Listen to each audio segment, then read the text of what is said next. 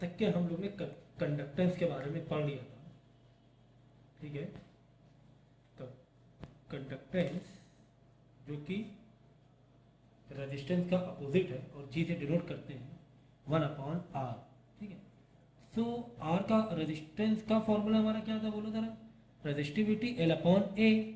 तो वो हिसाब से अगर यहाँ पर आर की जगह वैल्यू डालेंगे रेजिस्टिविटी L/A, तो ये ए क्या हो जाएगा, रेसिप्रोकल जाएगा ऊपर। तो कुल मिला के जो जी की वैल्यू आ जाएगी 1 क्या, एल ऊपर ए ऊपर आके मल्टीप्लाई हो जाएगा, तो ए ऊपर हो जाएगा, नीचे रेजिस्टिविटी इंटू एल आ जाएगा, ठीक है ना।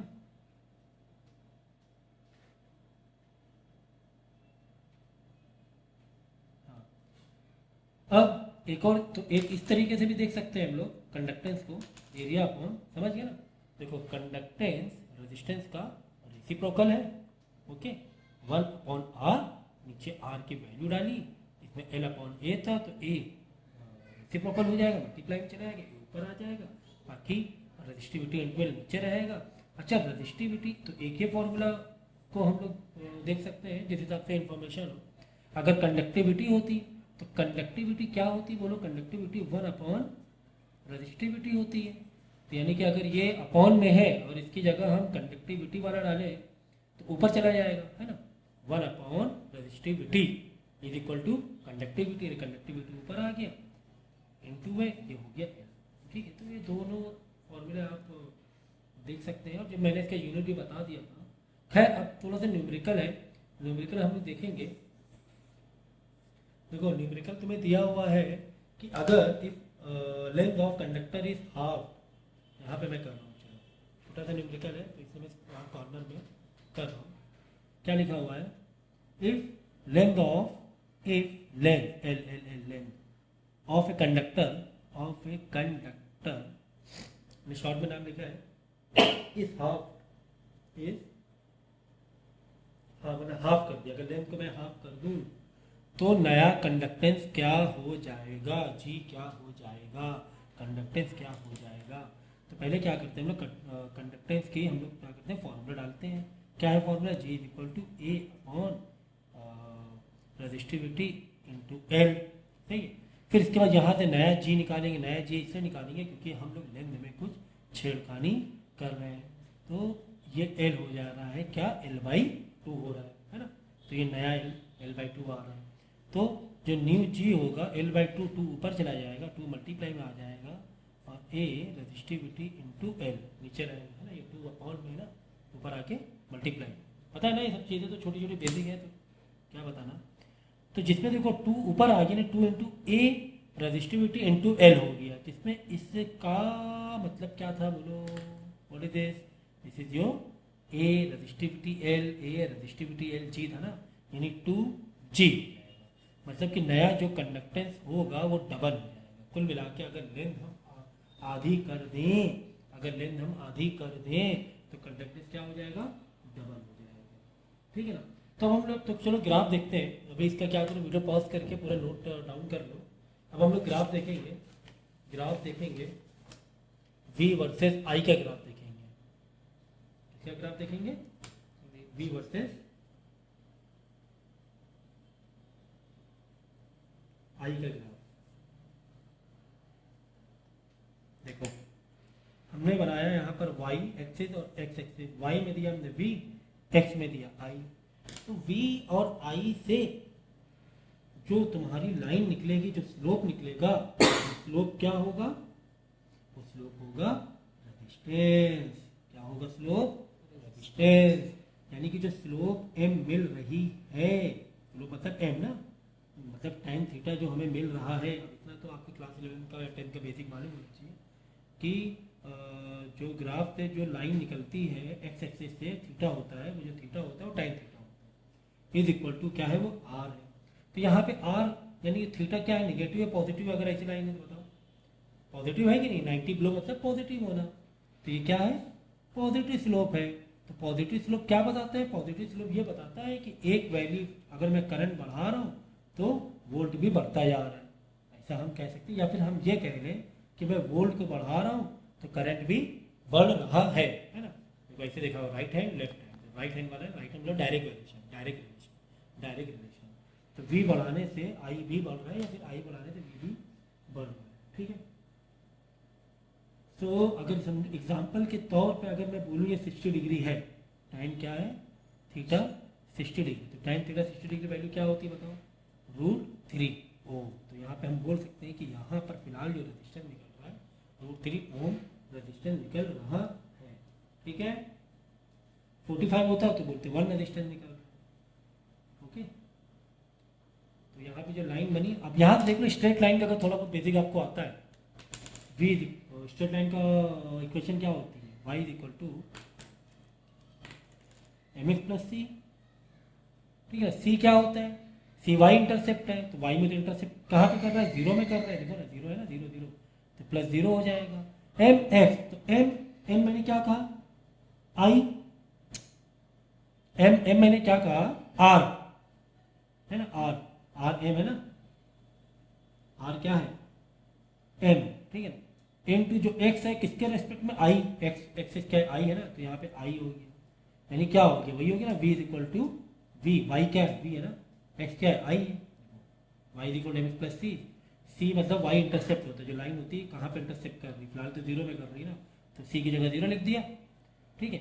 m जो स्लोप है वो r है, रेजिस्टेंस है, x में क्या है i है, y में क्या है v है, v is equal to r i, मतलब v is equal to i r v, यही फॉर्मूला है ना हमारा।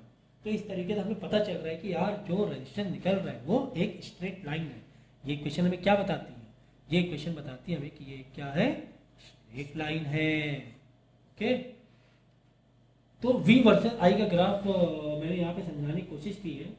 तो क्या ये एक्सपेरिमेंटल भी कुछ इसी तरीके से होता होगा क्या, तो ये ज़रूरी नहीं है, हम कह सकते हैं कि यार ये एक रिलेशन ज़रूर है, हो सकता है हम जब एक्सपेरिमेंट करें तो हो सकता हो कि थोड़ी सी कर्व लाइन मिले, कुछ इस तरीके से मिले, ऐसा भी हो सकता है यार, है ना, इस तरीके से एक पैराबोलिक स्टाइल में, या फिर पैराबोला तो मत कहो, लेकिन हाँ थोड़ा कर्व मिलेगा एक आई के रिस्पेक्ट में, एक पॉइंट में वी का जो रिलेशन होगा वो पूरी तरीके से स्ट्रेट लाइन नहीं होगा, लेकिन अगर छोटा सा टुकड़ा पकड़ लो तुम, छोटा सा टुकड़ा पकड़ लो तो कहीं ना कहीं थोड़ा सा स्ट्रेट लाइन जैसा ही दिखता है, छोटा सा टुकड़ा अगर पकड़ लो तो बात वही हुई कि R is equal to delta V, V में जो चेंजेस हुआ with respect of I, with respect of I, resistance क्या है वी में changes with respect of I है ना, वी में changes with respect of I, ये मतलब इसका जो डिफरेंशिएशन है वी अपॉन आई को, डिफरेंशिएशन को ही रेजिस्टेंस कहते हैं।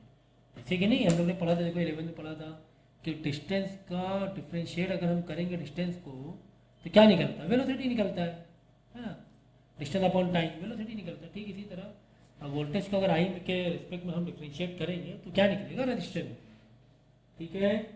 चलो, तो इन जनरली अगर ऐसे टाइप का जो ग्राफ है जहाँ पे कर्व है तो उसको हम लोग क्या कहते हैं, नॉन ओमिक रेजिस्टेंस बोलते हैं, क्योंकि ओम लॉ फॉलो नहीं कर रहा। ओम लॉ क्या कह रहा है कि स्ट्रेट लाइन, यहाँ पर तो ओम लॉ फॉलो नहीं कर रहा है, कुछ ऐसे मैटर हो सकते हैं यहाँ पे ओम लॉ फॉलो नहीं है, तो नॉन ओमिक रेजिस्टेंस बोलते हैं इसे, क्या बोलते हैं, नॉन ओमिक रेजिस्टेंस, ठीक है ना। ये ओमिक रेजिस्टेंस है, ठीक है, ओम लॉ जो फॉलो कर रहे हैं, ये वाला ohmic resistance, non ohmic resistance, ठीक है। तो ये इंपॉर्टेंट है, एग्जाम में आता है, एमसीक्यूज में ग्राफ में आ जाता है कि कौन से ग्राफ ओमिक है कौन से नॉन ओमिक पे है, ठीक है ना।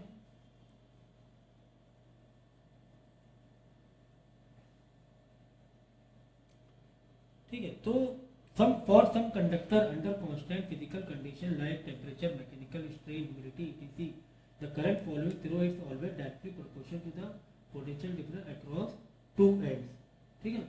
तो अगर भाई देखो अब रेजिस्टेंस है ना मटेरियल पे, तो कह रहे हैं हम कि मटेरियल पे डिपेंड कर रहा है, जैसे कि मैंने रेजिस्टिविटी एक बड़ा फैक्टर था, रेजिस्टिविटी यही बात थी ना, रेजिस्टेंस इज इक्वल टू क्या, रेजिस्टिविटी एल अपॉन ए, ठीक है। तो रेजिस्टिविटी तो पूरा का पूरा मटेरियल पर डिपेंड कर रहा है, एल ए भी कहीं ना कहीं से मटेरियल की ही प्रॉपर्टीज है, उसकी लेंथ उसके डायमेंशन।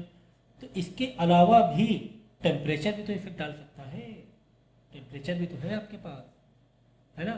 टेम्परेचर में फर्क आएगा तो भी रेजिस्टेंस में फर्क आता है, रेजिस्टिविटी में फर्क आता है, टेम्परेचर से मटेरियल के अंदर की प्रॉपर्टीज चेंज होती है।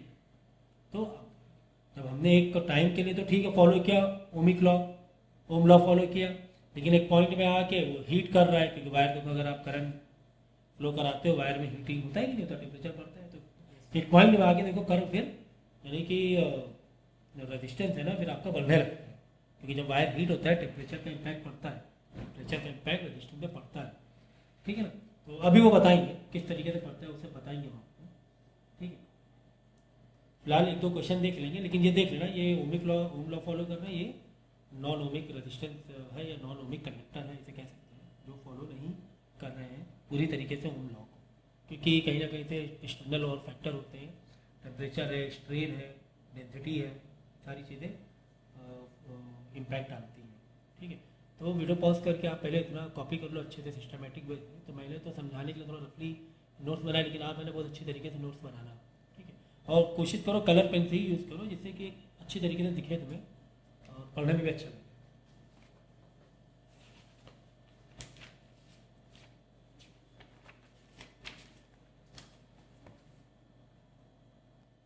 अब तुम्हें क्वेश्चन पूछा गया है विच हैज मोर या higher resistance, which has higher resistance,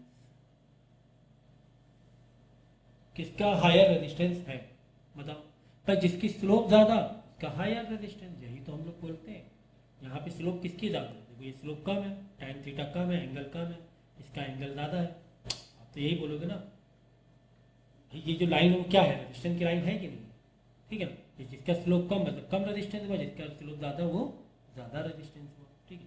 तो यहाँ पर बच्चे फंसते हैं बहुत बुरी तरीके से। क्यों फंसते हैं, यहाँ पर एक्चुअली में जो ए कंडक्टर है ना, ए के पास हाई रेजिस्टेंस है, ए के पास क्या है, हाई रेजिस्टेंस है, ठीक है ना, कंपेयर टू बी। कैसे सर, बी पर तो ज़्यादा स्लोप है, बी का ज़्यादा होना चाहिए रेजिस्टेंस, बी का एंगल ज़्यादा है, देखो ना बी का एंगल थीटा तो ज़्यादा है, इसका थीटा तो थीटा बी और ये है थीटा ए।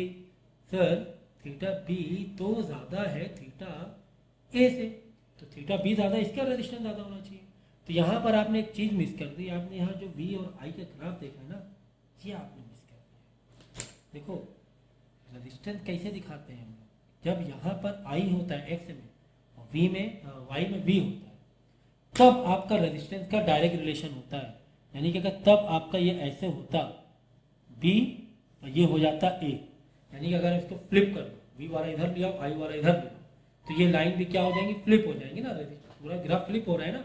तो ए वाला एक्चुअली में दिख तो रहा है कि एक कम स्लोप है, लेकिन अगर तुम आई के रिस्पेक्ट में देखोगे, आई के रिस्पेक्ट में हमें आई के रिस्पेक्ट में एंगल देखना है, हमें आई के देखो, आई के रिस्पेक्ट देखो, ये है एंगल तुम्हारा, ए वाला बड़ा है, देखो ए वाला एंगल बड़ा है। हमेशा देखो वी आई ग्राफ बनाते हैं हम लोग, ये देखो कौन सा ग्राफ बनाया था, वी आई यानी वाई एक्सेस में वी होना चाहिए और एक्स में आई होना चाहिए। यहाँ पे ग्राफ ऐसे दिया, अक्सर एग्जाम में आता है ऐसे पलट के, तो आई वी हमेशा जो थीटा देखा जाता है रेजिस्टेंस के लिए वो आई के रिस्पेक्ट देखना है। तो ए का जो लाइन दिख रही है तुम्हें रेजिस्टेंस, आई के रिस्पेक्ट देखो तो एंगल ज़्यादा है, इसका कम है, बी वाले का कम है, देखो बी वाले कितना है आई के रिस्पेक्ट। बात समझ में आई कि नहीं। तो अगर ऐसा होता तो हम बोलते हैं हाँ भाई ए का एंगल बड़ा तो ए का रेजिस्टेंस भी ज़्यादा, बी का एंगल छोटा तो बी का रेजिस्टेंस कम, ठीक है। आई के रिस्पेक्ट में देखते हैं, तो यहाँ पर आई इधर दिया था, ऐसे देखो, तो ये इसमें फंसना मत, बहुत ध्यान से क्वेश्चन में समझा जाता है, कॉन्सेप्ट बेस में पढ़ाई होती है, ठीक है ना। हमेशा जो स्लोप होता है वो y बाई एक्स होता है, ठीक है। अच्छा एक और इम्पोर्टेंट कॉन्सेप्ट है यहाँ पर, चलो ये पहले आप नोट डाउन कर लो वीडियो पॉज करके। यहाँ पे लिखा हुआ है कि फाइंड रेजिस्टेंस, पिक्चर में कॉपी कर रहा हूँ, फाइंड रेजिस्टेंस बिटवीन, ये P oblique W between faces 1 and 2, 1 and भी कैसा बन गया, चलो 1 and 2, if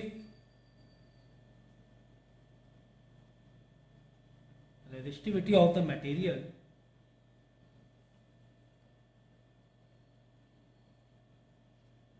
of cuboid is this, मतलब रेजिस्टिविटी सिंबल दिया हुआ है। तो फाइंड रेजिस्टेंस, हमें रेजिस्टेंस फाइंड करना है। तो हमें इस तरीके से एक क्यूबाइड दिया हुआ है,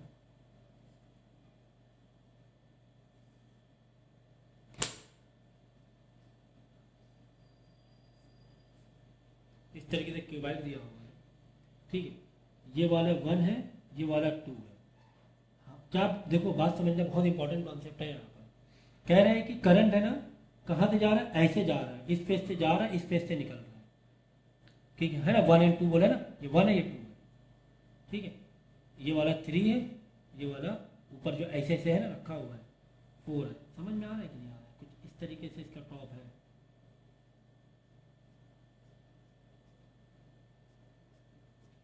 ठीक है ना। और जा रहा है, ऐसे जा रहा है करंट, ऐसे 1 और 2 ऐसे जा रहा है। कुल मिला के ये तुम्हारा क्रॉस सेक्शन एरिया होगा, ठीक है। ये हो गई हाइट, ये जो है पूरी लेंथ हो गई, और ये हाइट है, ये लेंथ है, तो ये वाला क्या हो गया, ब्रेथ हो गया, ठीक है ना। ये ब्रेथ हो गया।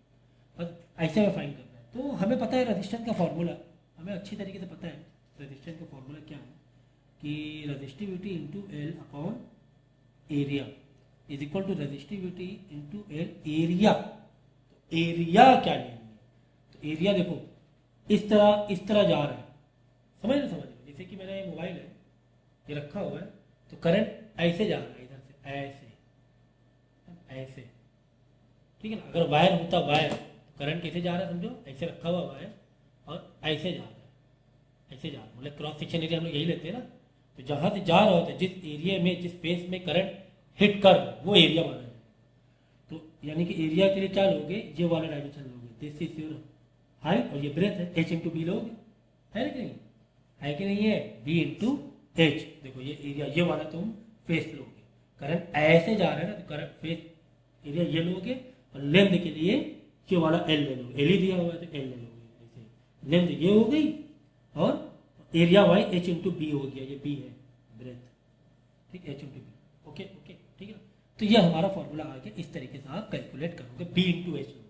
भाई एरिया बहुत जगह बहुत अलग अलग हो रहा है ना, b इंटू एल भी हो रहा है, नीचे वाला देखोगे, टॉप वाला देखोगे तो यहाँ पर भी b इंटू एल हो रहा है, इधर वाला देखोगे बी एच हो रहा है, सामने वाला देखो, सामने वाला एल इंटू एच हो रहा है, ऐसे सामने ये वाला। अगर ऐसे जाते, ऐसे करें, ऐसे, तो ये वाला एरिया लेते हैं, तो हाइट लेते हैं और लेंथ लेते हैं, एच इंटू एल होता है फिर एरिया, अगर ऐसे जा रहा है। अगर ऐसे करंट है, ऐसे ऐसे मतलब ये वाला एरिया लेना पड़ता, ये वाला एरिया एक लेंथ हो गया और एक हाइट हो गया, एच इंटू एल हो गया।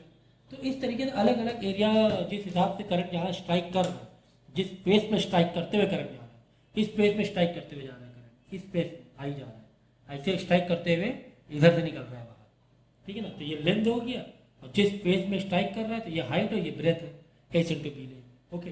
चलो अच्छा ठीक है, अलग अलग इसी में एक्सपेरिमेंट कर लें क्या, इसी में एक्सपेरिमेंट कर लें। अगर करंट ऐसे जा रहा है सामने से, फेस नंबर 3 से जा रहा है, ये 3 है ना फेस नंबर, सामने बिल्कुल सामने का, वो है क्या कंपास, ज़्यादा अच्छे तरीके से पता चल जाता तुम लोगों को। कुछ एक अरे बुक ले लो, बुक, ये मैथ की बुक मोटी वाली, हाँ देखो, समझो ये तुम्हारा ऐसे है, ठीक है ना। अगर ऐसे जा रहा होता इस तरीके से, तो ये फेस होता है तुम्हारा, इस तरीके से जा रहा है ऐसे, तो ये फेस होता है तुम्हारा, हाइट इंटू एल हो जाता है, एच इंटू एल हो जाता है। अगर ऐसे ऊपर से नीचे, नीचे से ऊपर जा रहा होता, तो ये वाला फेस हो जाता है।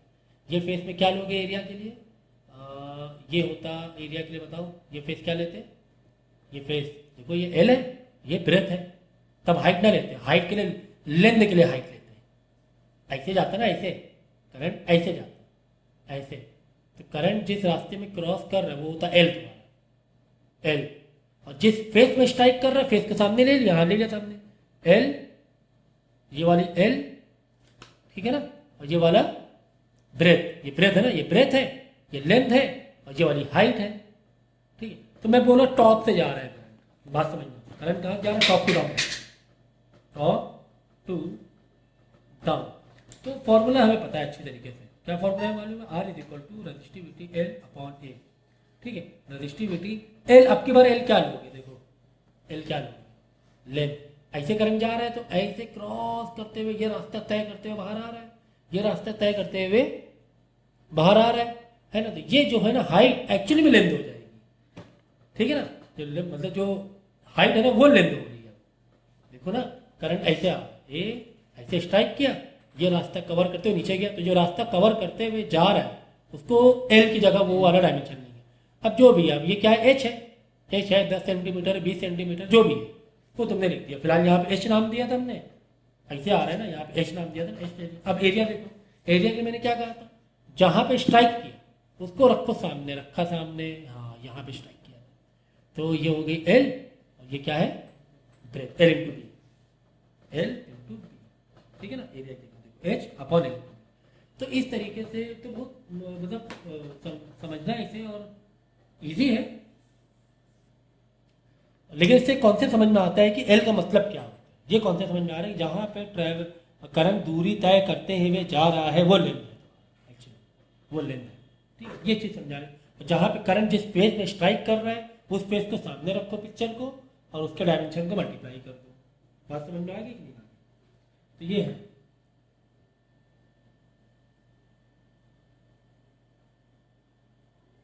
अब ठीक इसी तरीके से एक क्वेश्चन तुम्हें दिया हुआ है कि रेजिस्टेंस पता करना है तुम्हें किसका, हॉलो सिलेंडर का। किसका पता करना है, हॉलो सिलेंडर का। तो क्वेश्चन को मैंने थोड़ा रफली ये किया है, लिखा है, आप लोग अपनी प्रॉपर इंग्लिश या हिंदी जो भी लैंग्वेज उस लैंग्वेज में आप लोग कर लीजिए। तो मैं यहाँ पे बना रहा हूँ सिलेंडर, हॉलो सिलेंडर है। हॉलो सिलेंडर मतलब है ये इस तरह बीच में होल है, ठीक है ना, होल, बीच में होल है, यानी करंट जो दौड़ रहा होगा वो इस तरीके से यहाँ पर, साइड है ना, साइड है, साइड में बीच में तो होल है ना। मटेरियल कहाँ पर है, इस तरह मटेरियल है, ये बीच में होल है, हॉलो है ना, हॉलो, यहाँ पे करंट दौड़ रहा हो, ठीक है। हमें तो फॉर्मूला पता है, हमें फॉर्मूला मालूम है अच्छी तरीके से कि हमें एल अपॉन ए लेना होता है। तो रजिस्टिविटी एल, यहाँ पर जो लेंथ है ये है तुम्हारा, एल से ही डिनोट कर दिया है, एल से ही डिनोट कर दिया है, ये लेंथ मतलब सिलेंडर की लेंथ एल से डिनोट किया हुआ है, तो एल ही ले लेंगे, क्योंकि जो करंट जाएगा वो यही दूरी तय करते हुए जाएगा, ऐसे करके ऐसे जाके दूरी तय करते हुए जाएगा, तो ये तो एल ही ले लेंगे, कोई दिक्कत नहीं है। अच्छा एरिया समझो, एरिया देखो क्या मालूम है, यहाँ पर हिट किया करंट, करंट है ना ऐसे हिट कर रहा है ना, करंट ऐसे जा रहा है, ये आई, ये एरिया में हिट किया, तो ये एरिया कैसा था, सामने लगा क्या कहा मैंने, जहाँ पे हिट क्या कर उसको फिगर सामने कुछ इस तरीके से, हाँ इस तरीके से। तो ये जो वाले पार्ट है, ये मटेरियल है, बीच में तो हॉलो है।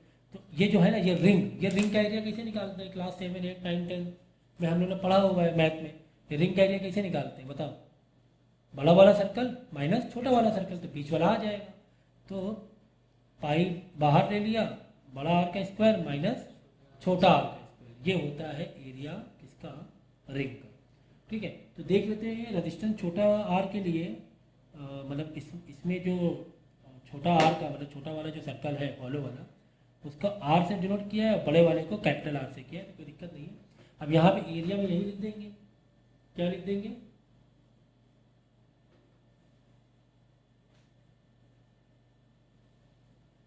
हाँ ऐसे दिया हुआ है, छोटा वाला आर दिया हुआ है, बड़ा वाला 2R दिया हुआ है। छोटा रेजिस्टेंस क्या दिया, आर दिया, बड़ा वाला रेजिस्टेंस 2R दिया, ठीक है, कोई दिक्कत नहीं है। देखो तो हमने यहाँ लगाया एरिया पाई बड़ा आर का स्क्वायर माइनस छोटा आर का स्क्वायर। तो जो बड़ा आर का स्क्वायर है, जो बड़ा आर का स्क्वायर है वो एक्चुअली में 2R, तो 2R का स्क्वायर माइनस आर का स्क्वायर, तो रेजिस्टिविटी अपॉन पाई 4R का स्क्वायर, ये क्या होगा 2 का स्क्वायर 4, आर का square R square, 4R square minus R का स्क्वायर 3R का स्क्वायर बचा, पाई 3R का स्क्वायर, ये आंसर है कि नहीं। तो ये आ जाएगा resistivity into L upon 3πr²। 3π समझ गया ना। बड़ा वाला जो रेडियस दिया था वो एक्चुअली 2r था, मतलब छोटे r का डबल था। तो बड़े वाले r की जगह हम 2r का होल स्क्वायर डाल देंगे, होल स्क्वायर डाल देंगे। तो 4r² माइनस r², 4 में से एक गया बचा 3r²। तो 3πr² इस तरीके से आप निकाल सकते हैं। ठीक है, तो वीडियो पॉज करके पहले इतना नोट करो बहुत अच्छी तरीके से, कॉन्सेप्ट समझो, और वीडियो को समझने में दिक्कत आ रही है तो वीडियो को 2-3 बार देखो। ठीक है ना, 2 से 3 बार देखोगे तो समझ में आएगा। चलो नेक्स्ट हमारा कॉन्सेप्ट है। अब हम लोग क्या करेंगे मालूम है, हम लोग है ना जो हमारा वायर है, कंडक्टर है, उसको कट पिट करके देखेंगे क्या हो रहा है ना। कट पिट करके देखेंगे क्या हो रहा है। तो क्वेश्चन दिया हुआ है वायर ऑफ लेंथ L। तो क्वेश्चन तुम्हें क्या दिया गया है कि कोई एक कंडक्टर है, उसकी जो रजिस्टिविटी है ना वो वेरिएबल है। रजिस्टिविटी क्या वेरिएबल है, हर जगह सेम नहीं है। तो जब हर जगह सेम नहीं है, वेरिएबल होता है कोई चीज़ का रेट, किसी का रेट है ना वेरिएबल होता है, तो हम लोग क्या करते हैं, डिफरेंशिएट के पॉइंट ऑफ व्यू से करते हैं ना, एक छोटा टुकड़ा काटते हैं, ऐसे ही करते हैं ना, छोटा टुकड़ा काटा और उसको हमने डिफरेंशिएट किया, है ना। तो डी आर यानी डिफरेंशिएट करेंगे दोनों साइड डी आर, तो किसके रिस्पेक्ट डिफरेंशिएट होगा, हमारा जो डिस्टेंस है वो एक्स है। क्या है, एक्स डिस्टेंस है, ये लेंथ है ना, लेंथ वो एक्स के टर्म में हमने लिया, एक्स टुकड़ा काटा, यानी एक्स के टर्म में हमें डिफरेंशिएट करना पड़ेगा। तो डी एक्स बाई एरिया, क्योंकि ठीक है, तो हम डिफरेंशिएट करेंगे किसके, एक्स के रिस्पेक्ट डिस्टेंस के। एरिया तो वही है ना, एरिया तो तुम्हारा कांस्टेंट हो रहा है ना भाई। अगर आप ये कंडक्टर को तुम ऐसे काटोगे तो एरिया में कोई फर्क नहीं पड़ता। रजिस्टिविटी ये अलग अलग है, हो सकता है मटेरियल में डेंसिटी कहीं पर बराबर ना हो या कुछ भी रीज़न हो, टेम्परेचर का रीज़न हो, कुछ भी रीज़न हो, लेकिन एक अगर हम एक टुकड़ा काटेंगे, छोटा सा ऐसे टुकड़ा काटा, तो एरिया तो वही रहेगा ना, एरिया थोड़ी ना बदल रहा है, एरिया तो वही रहेगा। ठीक है, तो हम क्या करेंगे, दोनों साइड हम इंटीग्रेट कर देंगे कि 0 से r से इंटीग्रेट कर दिया, density not upon area integration किया। देखो यहाँ पे तुम्हें दिया हुआ है 1 + xl, 1 + x upon L dot D X, X के रेस्पेक्ट में। ठीक है, तो r is equal to resistivity upon area. अब देखो जो इंटीग्रेशन होता है डिफरेंशिएशन उल्टा होता है, 1 के क्या हो जाएगा, x हो जाएगा, प्लस x² हो जाएगा, नीचे 2 ऐड हो जाएगा, 2l। कहाँ से कहाँ तक है, 0 से, लेंथ क्या है 0 से l, 0 से l। ठीक है ना, is equal to resistivity upon area. 0 वाला तो माइनस करोगे तो 0 ही आ जाएगा, तो यानी कुल मिला के l + l² अपॉन 2l। अब डिनोमिनेटर कॉमन कर लेना, तो देख रहे कितना आ रहा है, 3 2 से मल्टीप्लाई करोगे तो यहाँ पर डिनोमिनेटर कॉमन करके निकाल लेना कि आंसर क्या आ रहा है।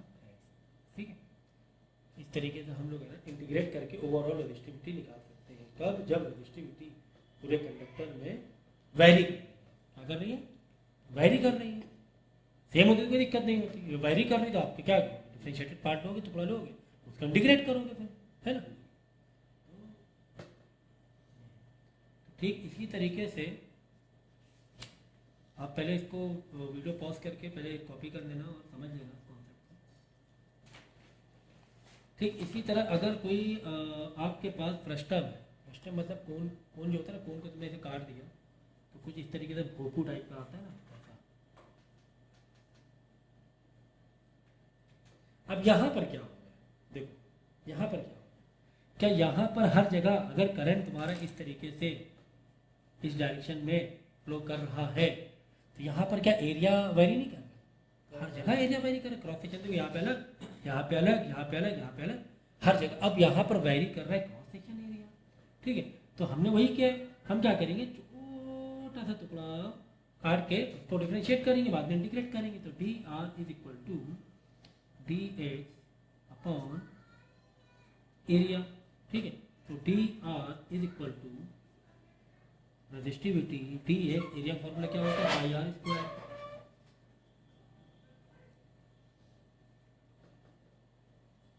तो यहाँ पर देखो आर, ये आर है और ये है तुम्हारा 2r। ठीक है, यहाँ का रेडियस आर है, यहाँ का रेडियस 2r है। तो r1 से 2 तक के हमें करना है एक तरीके से, r1 से 2 तक, ऐसे आप कह सकते हो r1 से r2, ठीक है ना।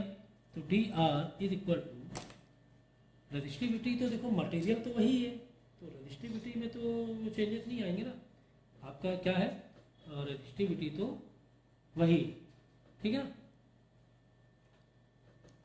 Is equal to D X pi R square, यहाँ पर ले लेंगे हम 1 प्लस एक्स बाई एल का होल स्क्वायर, ठीक है ना। क्यों, देखो जब आप यहां से इसको इस तरीके से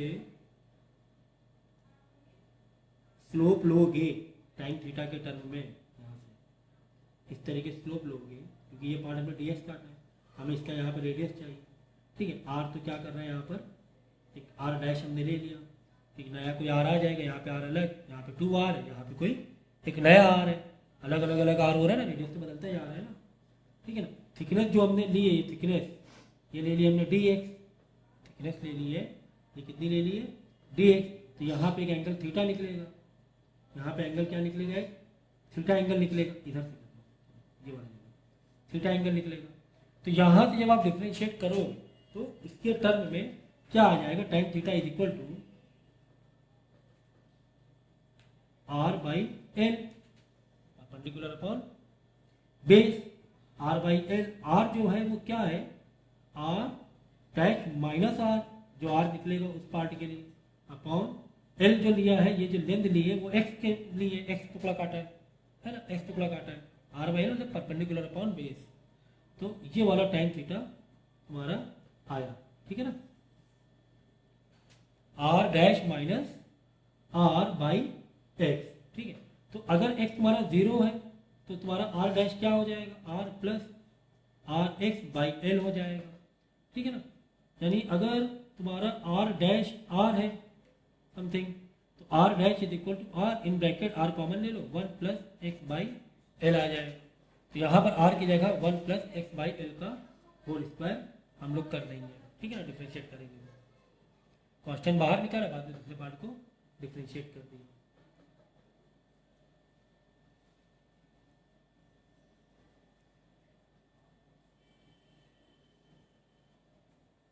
अब यहाँ से इंटीग्रेशन चालू कर दो, इसी पार्ट में यहाँ लिखो, D R is equal to pi R square जो हमारा कांस्टेंट है 1 by 1 plus X by whole L का whole square dot D X is equal to, ये तो पाई आर स्क्वायर तो एरिया ही हुआ ना, 0 से एल, 0 से एल ले ली हमने, और ये पावर 2 हजार के ऊपर, पहले उसको ऊपर भेज दो, ओवर पावर क्या ले लो, माइनस में ले लो, है ना, माइनस में ले लिया डॉट डी एक्स। अब देखो इसको आप इंटीग्रेट करो, -2 है, इसका इंटीग्रेट क्या आएगा, क्योंकि इसको भी -2 इसको भी -2, तो ये वाला एल तो ऊपर पावर 2 हो जाएगा, ठीक है ना, -2 वाला सामने आएगा, इंटीग्रेट में क्या होगा बताओ, ये वाला +1 हो जाएगा, नीचे माइनस में चला जाएगा 2, ये पावर क्या होगी 1 प्लस करके, यानी एक नीचे माइनस, यानी एक ही माइनस में जाएगा नीचे, ठीक है ना, यानी -1 तो नीचे आएगा। देखो हम लोग डिफरेंशिएट +1 करते हैं तो +1 करते हैं ना, तो यानी -2 है। अब की बार तुम्हें क्या करना है, इसे बढ़ाना है, बढ़ाओगे तो क्या होगा, -2 का बढ़ाओगे तो क्या होगा, -1 आएगा ना, उल्टा होगा ना, -1 आएगा, तो -1 और ये आ जाएगा, पावर हो जाएगी 1 प्लस एक्स बाई एल की -1, ठीक है। अब इसको ऊपर रेसिप्रोकल कर दो, क्योंकि पावर नीचे पॉजिटिव वाली ले लो। अब डिफरेंशिएट कर दिया तो ब्रैकेट ऐसे लगा दो, ठीक है ना, ज़्यादा अच्छा रहेगा। ओके, तो -1 ऊपर ले लिया, ये ले लिया 1 प्लस की पावर -1 है ना, पावर क्या है -1, ठीक है। नीचे आगे क्या हो जाएगा, पावर पॉजिटिव हो जाएगी, ये -1 में था ना पावर, नीचे पॉजिटिव हो जाएगी। बस अब क्या करना है, बस एक जगह 0 डालना है x की जगह, और एक जगह l डालना है, 0 वाला तो कोई मतलब नहीं है, l डाल के अब आंसर निकाल लेना, तो आंसर आ जाएगा तुम्हारा L/2A आंसर आ जाएगा। ठीक है, इसको सॉल्व करने में किलोमीटर कॉमन करके इसको सॉल्व करने में। ठीक है, ये था। तो इस तरीके से अगर जहाँ पर एरिया वेरी कर रहे हैं तो आपको डिफ्रेंशिएटेड मतलब टुकड़ा निकाल के और इंटीग्रेट कर दिया। कहीं पे अगर रेजिस्टेंस वेरी कर रहा है तो रेजिस्टेंस के टर्म में हमने इंटीग्रेट कर दिया। ये इस तरीके से इसको करना होता है। तो 2-3 बार प्रैक्टिस करोगे समझ में आ जाएगा। कुल मिला के इंटीग्रेशन आपको मालूम होना चाहिए तो इंटीग्रेशन कैसे किया जाता है। ठीक है, तो जैसे कि हम लोग जानते हैं कि रेजिस्टेंस तो जो फॉर्मूला है रेजिस्टिविटी इंटू L/A। ठीक है ना, और जो रेजिस्टिविटी है तो वो पूरी तरीके से किस पर डिपेंड कर रही है, मटेरियल पर डिपेंड कर रही है। ठीक है ना, मटेरियल जिस हिसाब से है उसके हिसाब से उसकी रेजिस्टिविटी है और फिर रेजिस्टेंस पे इम्पैक्ट डालेगा। रेजिस्टिविटी से मतलब ये है कि मटेरियल में कुछ चेंजेस हो रहे हैं, कुछ प्रॉपर्टीज में चेंज हो रहा है और रेजिस्टिविटी को इम्पैक्ट करेगा। रेजिस्टिविटी में इम्पैक्ट होगा तो रेजिस्टेंस पे भी इम्पैक्ट होगा। तो कुल मिला के वापस हम लोग मटेरियल के अंदर घुस रहे हैं, जा रहे हैं अंदर और देखते हैं कि ठीक है लेंथ और एरिया तो एक एक्सटर्नल फैक्टर हो गया कि आपने बड़ी लेंथ दे दी कंडक्टर की तो रेजिस्टिविटी ज़्यादा, रेजिस्टेंस ज़्यादा हो गया। रेजिस्टिविटी तो नहीं, L और अपॉन A अलग है ना, रेजिस्टेंस है मतलब रेजिस्टिविटी अपने आप में अलग है, वो तो मटेरियल की प्रॉपर्टी पर डिपेंड है। तो यहाँ पर डायमेंशन वाली बात हो गई, कंडक्टर कैसा है, मोटा है, लंबा है, कैसा है। ठीक है ना, तो ज़्यादा अगर लेंदी है तो रेजिस्टेंस बढ़ेगा क्योंकि बहुत दूर तक का इलेक्ट्रॉन की फ्लो करना पड़ रहा है। ठीक है, इसी तरह एरिया अगर छोटा सा है, पतला सा वायर है तो भी बहुत घिस पिस के जाना पड़ेगा इलेक्ट्रॉन को और रेजिस्टेंस बढ़ेगा। ये तो हमें पता है। तो वापस हम लोग अब आ रहे, चलो रेजिस्टिविटी मटेरियल की बातें हो रही थी, चलो जाएंगे वापस मटेरियल में कि मटेरियल में कुछ भी चेंजेस, सबकी तो अपनी प्रॉपर्टी होती है। जैसे कि कॉपर है ना, कॉपर है उसकी अपनी प्रॉपर्टी है ना। एल्युमिनियम, सिल्वर बहुत अच्छा कंडक्टर माना जाता है, इसकी अपनी एक प्रॉपर्टी। आयरन है, तो ये अलग अलग है ना मटेरियल है, ये तो अपनी प्रॉपर्टी इसकी फिक्स है ही। ठीक है, डेंसिटी अपनी है, इसकी डेंसिटी है, इसके अपने लैटिस का कंस्ट्रक्शन है। ठीक है ना, तो इसके अलावा भी कुछ और फैक्टर हो सकते हैं जो मटेरियल की प्रॉपर्टीज को इम्पैक्ट डाल दें। ठीक है, यहाँ मॉलिक्यूल्स का एक अरेंजमेंट है जो डेफिनेटली करंट के फ्लो करने में इम्पैक्ट डालता है, इफेक्ट डालता है।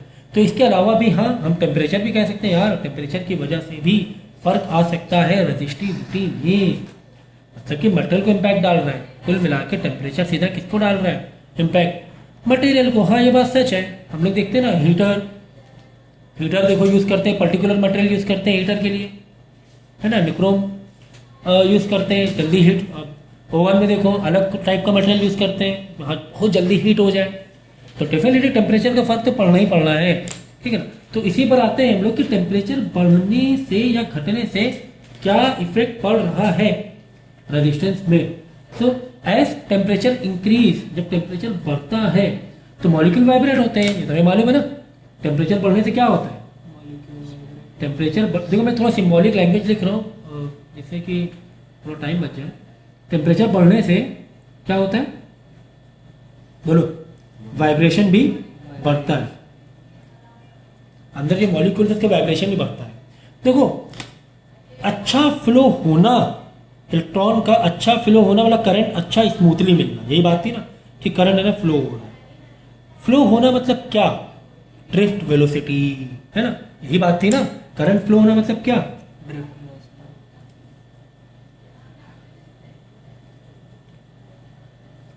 Drift velocity. ठीक है ना, यही बात थी। हाँ सर, यही बात थी, ड्रिफ्ट वेलोसिटी नहीं, करंट फ्लो पर थी ड्रिफ्ट वेलोसिटी। जो ड्रिफ्ट वेलोसिटी थी वो क्या थी कि आपस में कोलिजन हो रहे हैं, इलेक्ट्रॉन आपस में बहुत हाई स्पीड में 10⁵ की स्पीड में कोलिजन हो रहे हैं। लेकिन धीरे धीरे जब हम इलेक्ट्रिक फील्ड देते हैं तो धीरे धीरे आगे बढ़ते हैं, धीरे धीरे आगे बढ़ते हैं। तो कोलिजन में ही अगर, अब कोलिजन का मतलब समझो यहाँ पर कि यार अगर कोलिजन इतना ज़्यादा ना हो, कोलिजन कम हो, तो ड्रिफ्ट वेलोसिटी क्या हो जाएगी, थोड़ी सी बढ़ जाएगी। अगर कोलिजन कम हो ना, अगर कोलिजन में ही उलझे हुए, आपस में ही टकराने में उलझे हुए, तो उतना अच्छा सरक नहीं पाएंगे, उतना अच्छा आगे सरक नहीं पाएंगे। जो सरकना होता है, सरकना बहुत सारे इलेक्ट्रॉन के ऐसे सरकना होता है, जो सरक अच्छा नहीं पाएंगे। क्या आपस में कोलिजन ही बहुत ज़्यादा होंगे। तो समझो यहाँ पर थोड़ा सा फील लेके समझो कि कोलिजन ज़्यादा होगा, कोलिजन ज़्यादा, एरो वाला ज़्यादा होगा, कोलिजन ज़्यादा होगा। क्यों कोलिजन ज़्यादा होगा, भाई हमने क्या किया, टेम्परेचर को बढ़ा दिया तो जिससे कि वाइब्रेशन बढ़ गया, जिससे कि वाइब्रेशन बढ़ गया। वाइब्रेशन बढ़ना मतलब वही हुआ कॉलिजन बढ़ना। तो कॉलिजन बढ़ने से जो ड्रिफ्ट वेलोसिटी है वो क्या हो जाएगी, कम हो जाएगी। करंट अच्छा फ्लो नहीं करेगा, करंट फ्लो अच्छा नहीं करेगा। एरो डाउन, ये जो कॉलिजन ज़्यादा होने से ड्रिफ्ट वेलोसिटी कम हो जाएगी। आपस ही में उलझे हुए हैं, वो धीरे धीरे सरक रहे हैं। मतलब कॉलिजन बढ़ने से जो टाउ है ना, टाउ रिलैक्सेशन टाइम, टाउ मतलब रिलैक्सेशन टाइम। देखो मैं इसे जो बोल रहा हूँ ना वो आप लोग लिखते रहे ना, जैसे मैंने बोला तो आप लिख लो यहाँ पर कि हाँ सर ने ये बोला है। हर चीज़ में यहाँ लिखना है, मैं समझाने की कोशिश ज़्यादा कर रहा हूँ, ठीक है ना। But you have to make notes properly, ठीक है ना। तो जब कॉलिजन जल्दी होंगे, कॉलिजन बढ़ना मतलब क्या हुआ, जल्दी होना। कॉलिजन जल्दी होना, कॉलिजन मतलब भाई इलेक्ट्रॉन और प्रोटॉन में जो टक्कर हो रही है ना, टक्कर हो किधर इधर आपस में जो वापस आ रहे जा रहे, जल्दी होना। तो रिलैक्सेशन टाइम क्या होगा, कम हो जाएगा। उनको ज़्यादा टाइम ही नहीं मिल रहा है बीच में आराम करने के, टकरा रहे बार बार। क्यों टकरा रहे, तुमने टेम्परेचर बढ़ा दिया, तुमने वाइब्रेशन बढ़ा दिया। तो हाँ, यानी कि अगर हम ड्रिफ्ट वेलोसिटी का फॉर्मूला देखें तो बोलो, ड्रिफ्ट वेलोसिटी का फॉर्मूला देखें तो क्या था formula, E for electron, and this capital E for electric field, tau upon M. हाँ, इसका मतलब अगर रिलैक्सेशन टाइम कम हो गया तो ड्रिफ्ट वेलोसिटी भी कम हो रही है। कुल मिलाकर टेम्परेचर बढ़ाने से करंट फ्लो कम हो रहा है, तो अच्छा नहीं हो रहा है, मतलब कि रेजिस्टेंस बढ़ रहा है, मतलब कि रेजिस्टेंस बढ़ रहा है। अरे भाई देखो, रेजिस्टिविटी का फॉर्मूला टाउ से क्या था, ये है 1 अपॉन कंडक्टेंस, मतलब m अपॉन कंडक्टेंस। फॉर्मूला इसी का उल्टा है, n ई स्क्वायर टाउ, यही तो है रेजिस्टिविटी।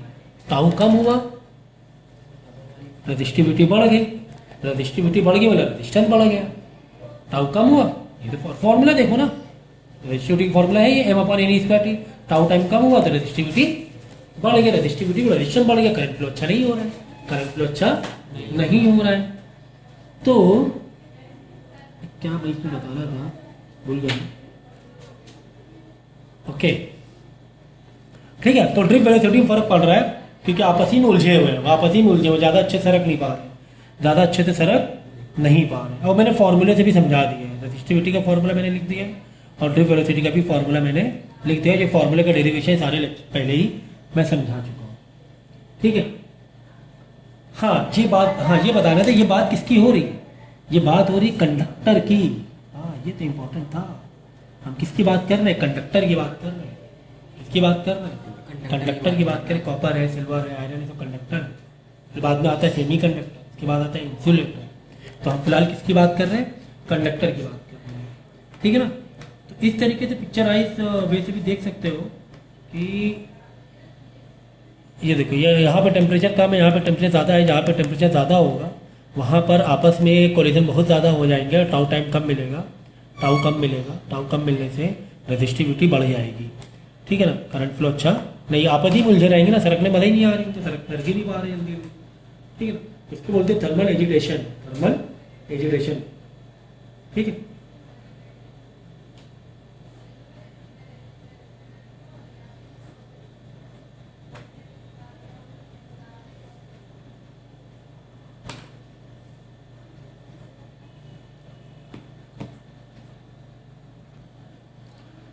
तो अगर मैं यहाँ पर रेजिस्टिविटी और टेम्परेचर का ग्राफ बनाऊं,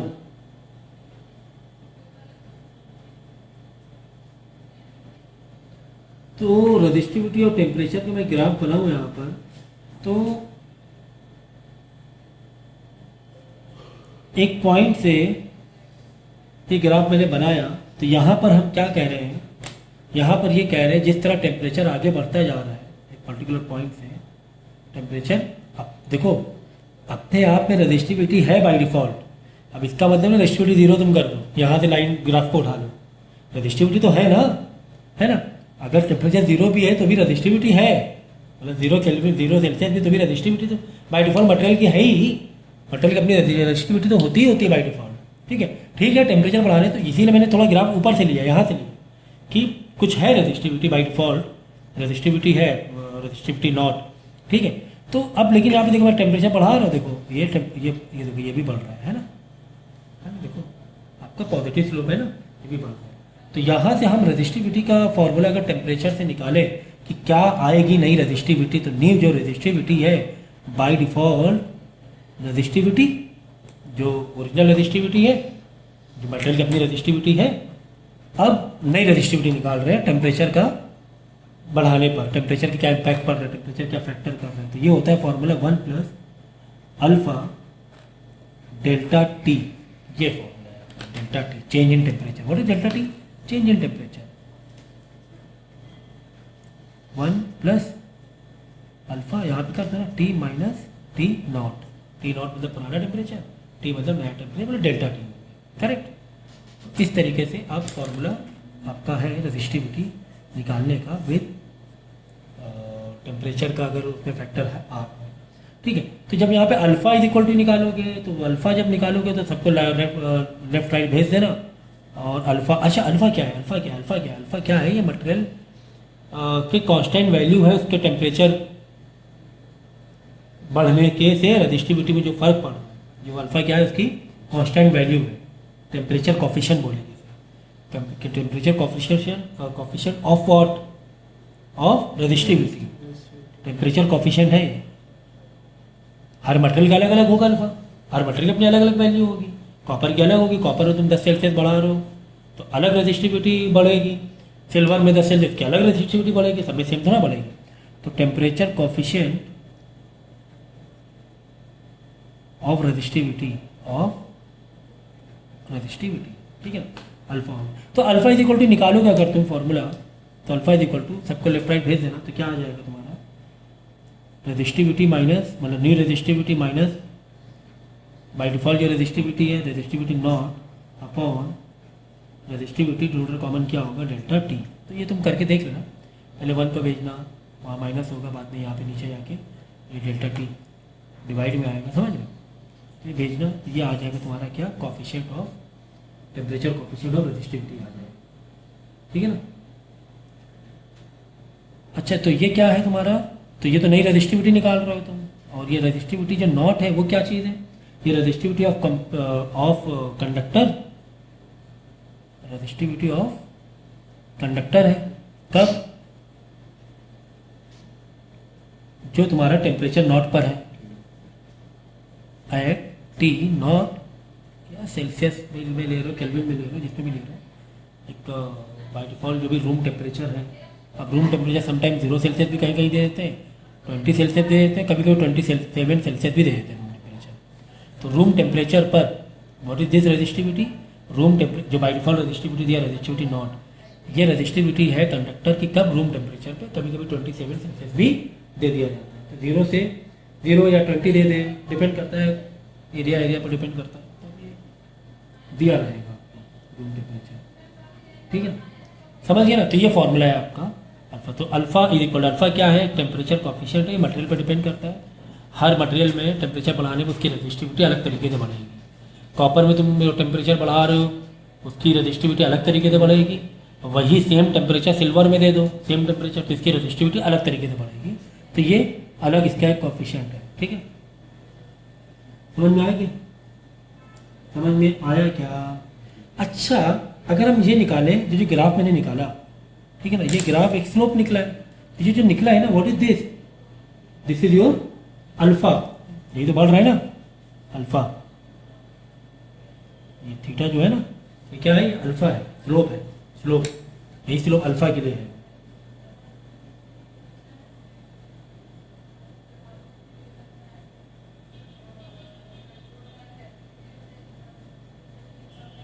अपॉन डेल्टा टी, ये रेजिस्टिविटी हटा दो, तो ये जो पूरा लाइन बची एम बचा, क्या बचा, एम बचा, तो ये क्या हो गया, स्लोप, 1 अपॉन रेजिस्टिविटी हटा दो, तो ये आ गया तुम्हारा स्लोप, ठीक है। देखो ऐसे निकालोगे ना, perpendicular upon base, perpendicular upon base, ठीक है। तो perpendicular P minus P not P minus P not perpendicular हो गया, ये बेस हो गया, डेल्टा टी जो भी चेंजेस आया टेम्परेचर जिस पार्ट का देख रहे हैं, ठीक है ना। तो ये सब छोटी छोटी चीज़ें हैं, इतना समझाने की जरूरत नहीं होनी चाहिए। तो यूनिट क्या निकल रही है इसकी, जब यूनिट तुम इसकी निकालोगे,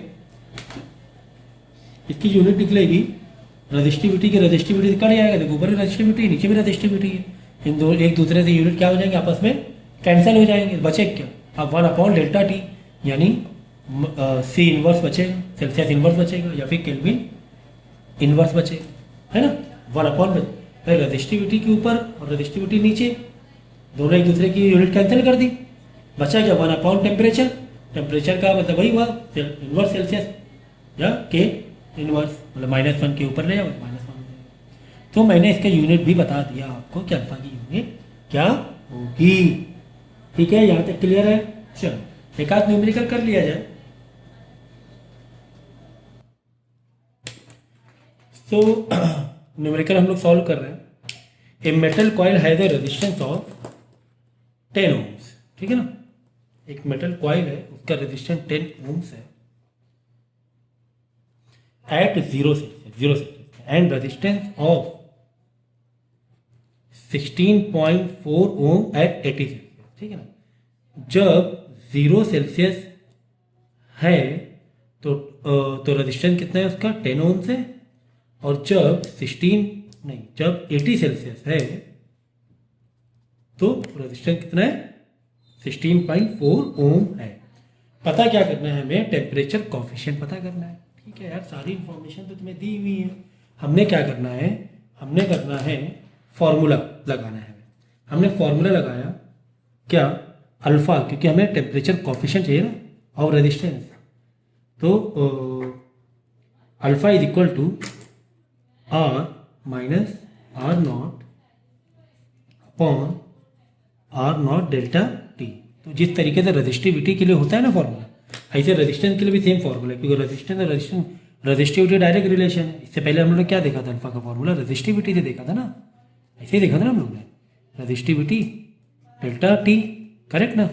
तो ठीक इसी तरह आप रेजिस्टेंस के लिए भी सेम फॉर्मूला आप लगा सकते हो, ठीक है। लेंथ और एरिया तो चेंज नहीं हो रहा ना, लेंथ एरिया तो वही है ना। तो चलो लगाओ फॉर्मूला।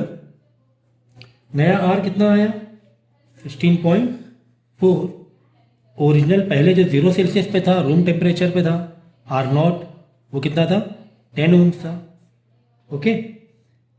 इसके बाद R0 10 ओम है, और डेल्टा टी कितना हुआ है बोलो, डेल्टा टी तुम्हारा हो रहा है मल्टीप्लाई करना है ना, R0 इंटू डेल्टा टी 80 हो रहा है, डेल्टा टी कितना हो रहा है 80, है ना। T final minus T not 80, तो यहाँ पे 80 डाल दिया, 80 में से 0 माइनस करो 80 आएगा ना पूरा का पूरा। तो इस न्यूमेरिकल में सॉल्व करेंगे, कितना आंसर आ रहा है 8 इंटू 10 की पावर -3 इनवर्स आएगा सेल्सियस का, क्योंकि अल्फा की यूनिट मैंने अभी पिछली बार ही बताया है, जस्ट अभी क्या होता है C-1, करेक्ट। तो यहाँ पे कोई दिक्कत है, या K-1 भी कर सकते हो, ठीक है ना। तो एक आसान सा न्यूमेरिकल था, लेकिन आते हैं एग्जाम में इस टाइप के न्यूमेरिकल भी आ जाते हैं। फिर अगला न्यूमेरिकल देखो, ये लिखा हो a metallic wire has resistance 120 ohm at 20 Celsius, मतलब R0 120 ओम है कब, जब T0 तुम्हारा 20 सेल्सियस है, ठीक है। Temperature at which resistance of same metallic wire rises to 150 ohm, नया रेजिस्टेंस 150 ओम हुआ जा रहा है। क्यों हुआ जा रहा है, क्यों हुआ जा रहा है, हमने डेफिनेटली कुछ ना कुछ टेम्परेचर में छेड़खानी की है, हमने कुछ टेम्परेचर में छेड़खानी की है। क्या छेड़खानी की वो हमें नहीं पता, लेकिन हमने टेम्परेचर बढ़ाया है, तभी रेजिस्टेंस बढ़ा है। डेफिनेटली टेम्परेचर बढ़ाया होगा तभी रेजिस्टेंस बढ़ रहा है ना। तो कितना टेम्परेचर बढ़ाया है, मतलब फाइनल टेम्परेचर कितना हो वो हमें नहीं पता, बट टेम्परेचर हमने बढ़ाया है। हमें निकालना क्या है, और अल्फा तुम्हें इस बार दिया हुआ है, तुम्हें अल्फा यानी कि टेम्परेचर कॉफिशिएंट दिया हुआ है 2 इंटू 10 की पावर -4 C, करेक्ट, ठीक है। तो फॉर्मूला हम लोग को पता ही है कि अल्फा का फॉर्मूला क्या है, अल्फा से ही जाओ, अल्फा से जाओ, नहीं तो डायरेक्ट रेजिस्टेंस का दूसरा वाला फॉर्मूला भी डाल सकते हैं, आर इज इक्वल टू, ठीक है चलो अल्फा से जाते हैं हम लोग। अल्फा से जाएंगे तो क्या आएगा formula, R minus R not, सही है ना, upon R not delta T. तो डेल्टा टी की जगह मैं क्या डाल दूँ, टी माइनस टी नॉट डाल देता हूँ डेल्टा टी की जगह, है ना। डेल्टा टी का मतलब तो वही होता है ना।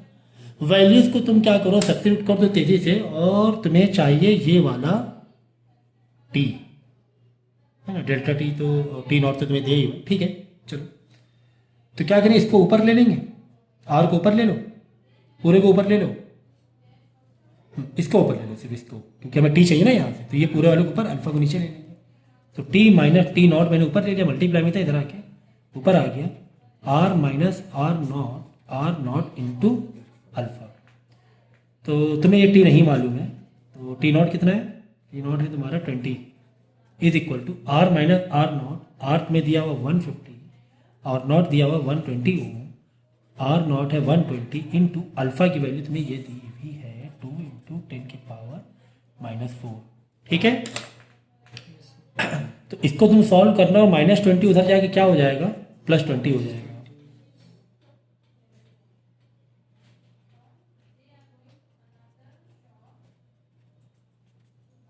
+20 हो जाएगा, ठीक है ना। तो 3 1 ज़ा 3 4 ज़ा 120 हो गया, 4 2 ज़ा 8 इंटू 10 को -10 की पावर -4 उधर ऊपर जाके प्लस की 4 हो जाएगी, नीचे बचा 8 और प्लस में चल रहा है तुम्हारा 20, ठीक है। तो डिनोमिनेटर कॉमन कर देना, डिनोमिनेटर क्या करना है, कॉमन कर देना, और देख लो आंसर क्या आ रहा है। तो 10 की पावर 4 मतलब 4 0 हो गया, 20 इंटू 8 कितना हुआ, 1 तो 16 160 डिवाइड बाई 8,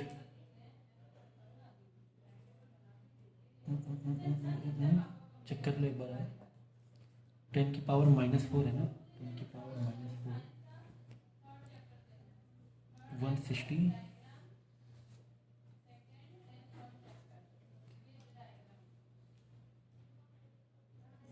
ठीक है, हाँ सही है, आंसर आ जाएगा 1270 आ रहा है आंसर।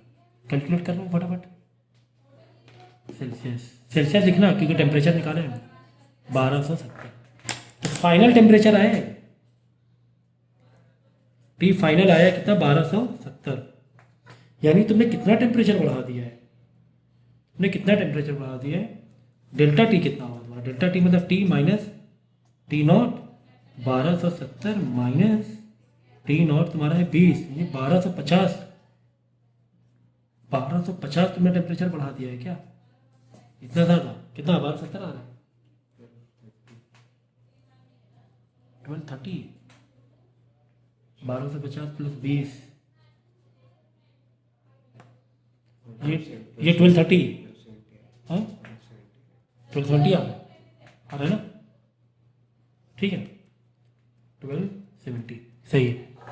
तो ठीक है, इतना टेम्परेचर बढ़ा दिया है हमने,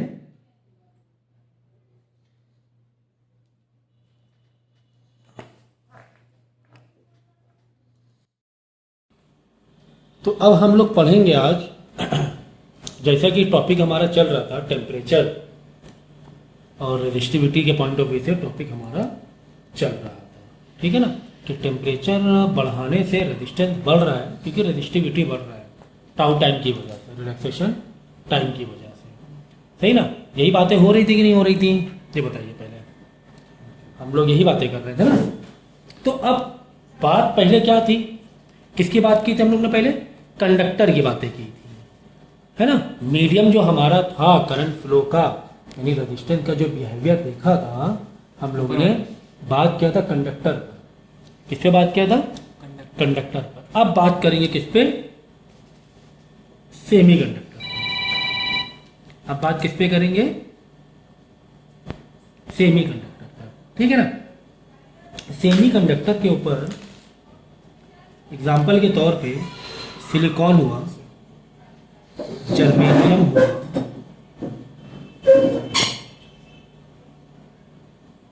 ठीक है ना। सिलिकॉन है, जर्मेनियम है, कुछ इस तरीके के जो सेमी कंडक्टर हैं, यहाँ पर क्या होता है कि जो इलेक्ट्रिसिटी कंडक्ट होती है, मतलब इलेक्ट्रॉन जो मूव करते हैं, दूसरा वाला ग्रीन पे निकालो, ऊपर से पीछे, conduct electricity due to movement of holes, movement of holes, holes का मूवमेंट होता है। एक्चुअली में होल्स का मूवमेंट नहीं होता है, होता क्या है कि जो गैप्स होते हैं ना, गैप्स, जैसे सिलिकॉन में इलेक्ट्रॉन के कुछ गैप्स होते हैं, तो वो गैप फिल करने के लिए एक इलेक्ट्रॉन दूसरे होल में आता है, तो वो होल पीछे वाला, ये होल तो फिल हो जाएगा, लेकिन पीछे वाला होल खाली हो जाएगा। जैसे कि हम लोग नहीं देखते हैं कि एक डेकोरेशन में लाइट देखो, ऐसे लड़ी जो होती है लाइट की, ऐसे चलती हुई दिखाई देती है, उसके होल जो है ना पीछे आते हुए दिखाई देते हैं, और लाइट है ना आगे भागती हुई दिखाई देती है। तो लाइट एक्चुअली में आगे नहीं जाती है, वो इस हिसाब से बंदभुज होती है, वो हमें लगता है कि खाली जो होल्स है ना वो पीछे जा रहे हैं। तो होता क्या है, अगर हम सिलिकॉन का स्ट्रक्चर देखें, कुछ इस तरीके से इसका स्ट्रक्चर है सिलिकॉन का लैटिस, ठीक है ना। अब एग्जांपल के तौर पे यहाँ कोई होल है, ठीक है ना, होल है, तो इलेक्ट्रॉन भाग कर इधर आया, यानी कहीं से इधर आया तो कोई एक होल खाली हुआ होगा, तो फिर आगे जंप किया तो ये वाला होल खाली, ये जो भरा था ये खाली हो गया, आगे वाला। तो इस तरीके से जो मूवमेंट होता रहता है, जैसे कि ये होल भर गया इधर से, ये खाली था पहले, ठीक है ना, ये भर गया, फिर इसके पीछे वाला खाली हो गया, फिर उसके पीछे से उसके आगे आ गया। इस तरीके से होल फिलअप होते रहते हैं और इलेक्ट्रॉन आगे जाता है और होल पीछे जाते हैं, इलेक्ट्रॉन आगे जाता है और होल हमें पीछे जाते हुए दिखाई देते हैं।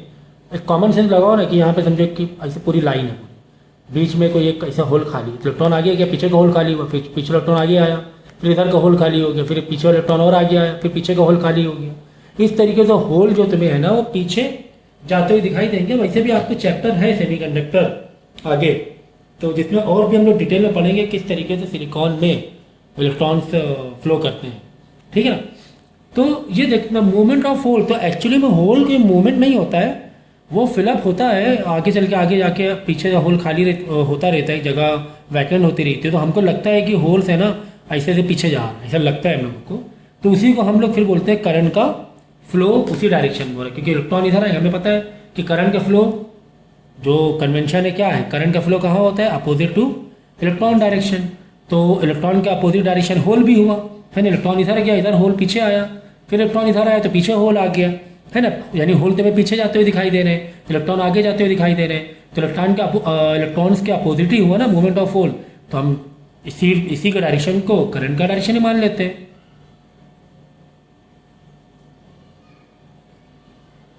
ठीक है।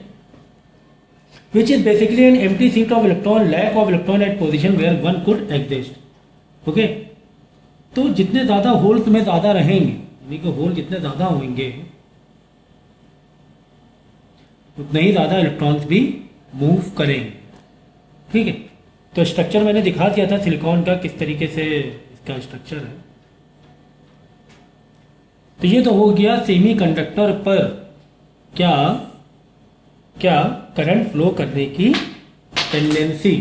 अब हम लोग ये देखेंगे कि रेजिस्टिविटी, क्योंकि बात तो हम लोग कहीं ना कहीं रेजिस्टेंस की ही कर रहे थे, कंडक्टर पर रेजिस्टेंस की बात की, उस पर टेम्परेचर का इम्पैक्ट डाला और टेम्परेचर से पता चला कि टेम्परेचर डालने से वाइब्रेशन, टेम्परेचर बढ़ाने से वाइब्रेशन ज़्यादा होने लगता है, जिसकी वजह से ड्रिफ्ट वेलोसिटी कम हो जाती है ना।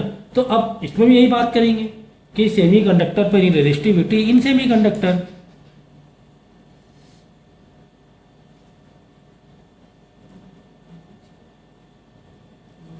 रेजिस्टिविटी इन सेमीकंडक्टर। तो फॉर सेमीकंडक्टर, देखो सेमीकंडक्टर की जो खोज है ना वो इलेक्ट्रॉनिक्स वर्ल्ड में इतनी बड़ी रही है। एक मतलब जो बड़े बड़े डिवाइस होते थे, टीवी एक बन रहा था बहुत बड़ा होता था, कंप्यूटर बहुत बड़ा होता था, सर्किट जो बहुत बड़ी बड़ी होती थी, बड़े बड़े पार्ट्स होते थे। तो सेमीकंडक्टर आने से, यानी सिलिकॉन आने से एक सारी चीज़ें बहुत मतलब मिनिमाइज हो गई, इसका एक बहुत बड़ा इम्पैक्ट पड़ा एक इलेक्ट्रॉनिक्स के वर्ल्ड में। पूरी चीज़ें जितने भी आप चिप देखोगे, चिप्स होती हैं जो सर्किट्स होती हैं, उस पर जो भी चिप्स लगी रहती हैं डिवाइसेस, वो सब सिलिकॉन्स की मटेरियल की ही होती हैं। तो बहुत बड़ा एक खोज है ये। तो for semiconductor meter resistivity decreases, बहुत इंपॉर्टेंट है, डिक्रीजेस विद टेम्परेचर इंक्रीजेस, लेकिन एक विद टेम्परेचर, ठीक है ना। तो ये एक बहुत इंपॉर्टेंट है कि रेजिस्टिविटी क्या हो रही है, डिक्रीज हो रही है, और टेम्परेचर इंक्रीज होने में। देखो हम लोग ने अभी तक के कंडक्टर में क्या देखा कि टेम्परेचर बढ़ेगा तो रेजिस्टिविटी बढ़ेगी, यही देखा था हम लोगों ने। लेकिन यहाँ पर देखो क्या देख रहे हैं कि उल्टा हो रहा है, लेकिन एक पॉइंट तक के, ऐसा नहीं हो रहा कि आप टेम्परेचर बढ़ाते जाओ और रेजिस्टिविटी जीरो हो जाएगी, ऐसा भी नहीं होगा। लेकिन एक पॉइंट में आकर ये हम देख सकते हैं कि रेजिस्टिविटी क्या होगी, डिक्रीज होगी। कब? जब टेम्परेचर को हम इंक्रीज, हीट बढ़ने से।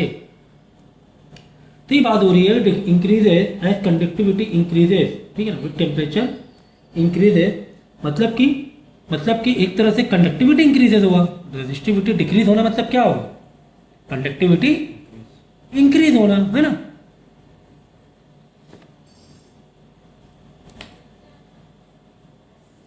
ऐसा समझ सकते हैं हम लोग, रेजिस्टिविटी डिक्रीज हो रही है टेम्परेचर बढ़ने से, तो रेजिस्टिविटी डिक्रीज होने का मतलब ही कंडक्टिविटी इंक्रीज हो रही है, ठीक है ना। तो होता है क्या है कि as conductivity increases, as conductivity increases due to creation of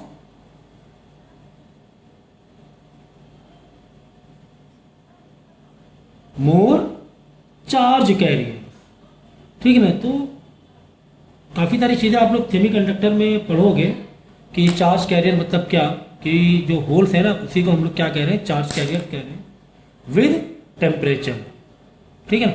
मतलब टेम्परेचर बढ़ने से कंडक्टिविटी बढ़ रही है ना। रेड पेंसिल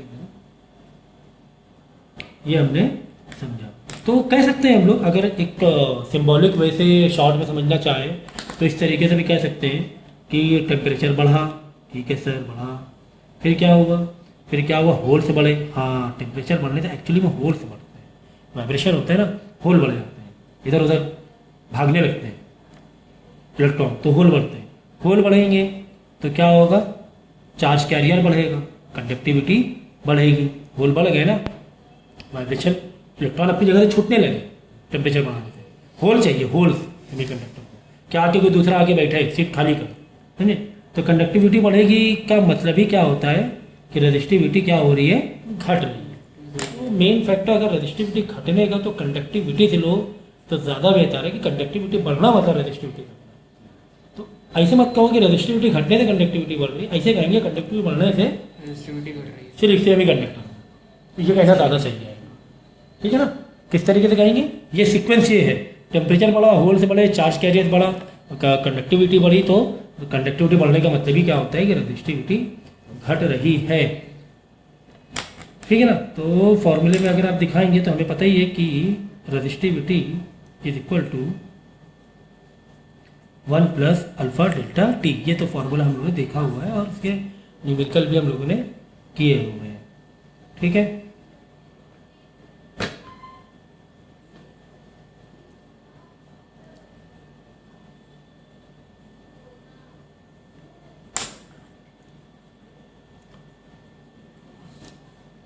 तो वीडियो पॉज करके पहले इतना नोट कर लेना।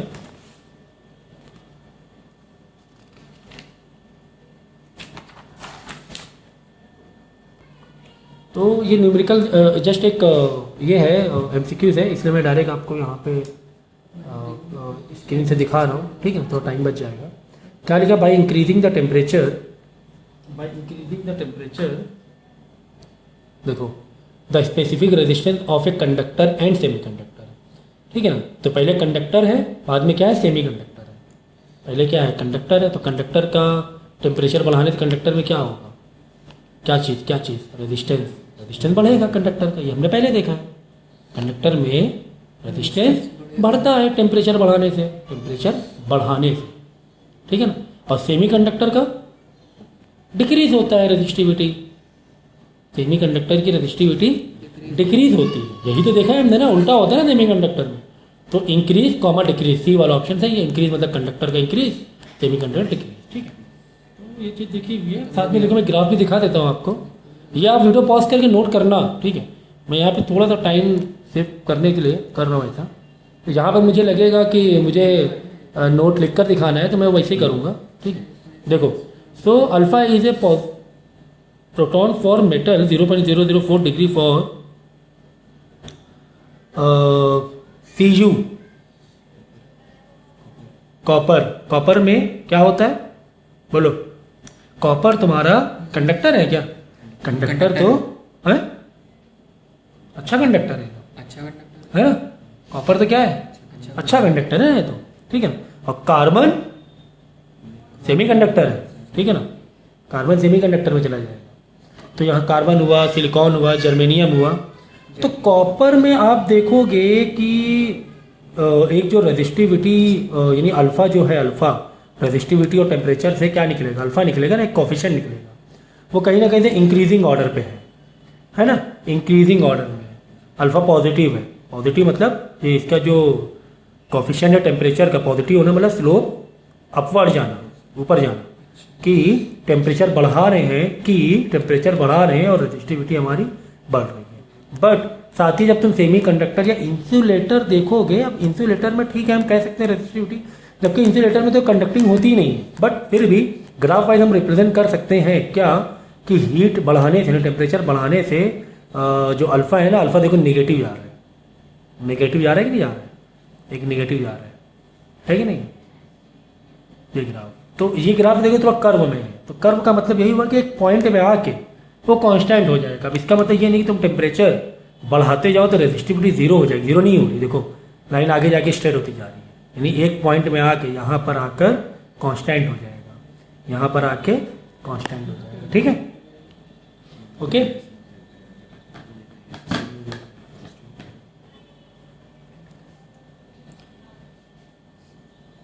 सो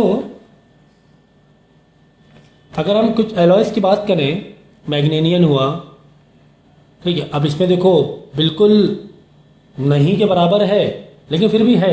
अल्फा देखो इसका 0.00001 पर डिग्री, मतलब रेजिस्टिविटी बढ़ तो रही है लेकिन बहुत ही नहीं के बराबर है ना। निक्रोम हुआ, कांस्टेंट हुआ, यूरेका हुआ।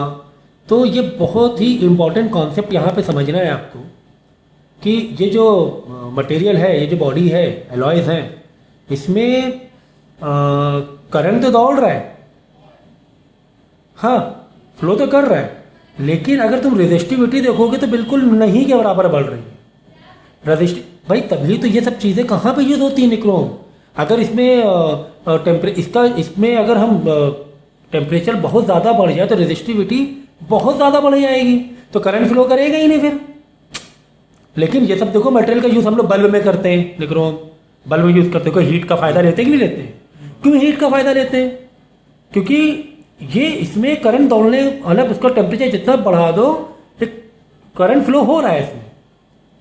रेजिस्टिविटी इतनी ज़्यादा नहीं बढ़ रही है, देख लो रेजिस्टिविटी नहीं बढ़ रही। देखो टेम्परेचर कितना बढ़ाते गया, रेजिस्टिविटी लगभग बस थोड़ी आगे जाके थोड़ी सी बढ़ी, लगभग देखो लगभग जीरो, बट जीरो हम नहीं कह सकते, थोड़ा सा एक पॉइंट में है। तो इसीलिए उसका इस्तेमाल करते हैं उन मटेरियल का। हर मटेरियल का अपना अपना एक प्रॉपर्टीज़ है। अब इन मटेरियल प्रॉपर्टीज़ ये है, जैसे निक्रोम हुआ या फिर यूरेका हो गया, तो ये सब मटेरियल ऐसे हैं कि इनकी प्रॉपर्टी का यूज़ करते हैं हम लोग, कि बढ़ाओ टेम्परेचर, क्या करो बढ़ाओ टेम्परेचर, करंट तो फ्लो करेगा। क्यों करंट फ्लो करेगा? क्योंकि रेजिस्टिविटी ज़्यादा बढ़ नहीं रही है, बढ़ ही नहीं रही है, लगभग जीरो के बराबर है। स्लोप देखो, स्लोप अल्फा, अल्फा मतलब स्लोप है ना, स्लोप जीरो है, लगभग जीरो है, लगभग अबाउट टू जीरो है ना।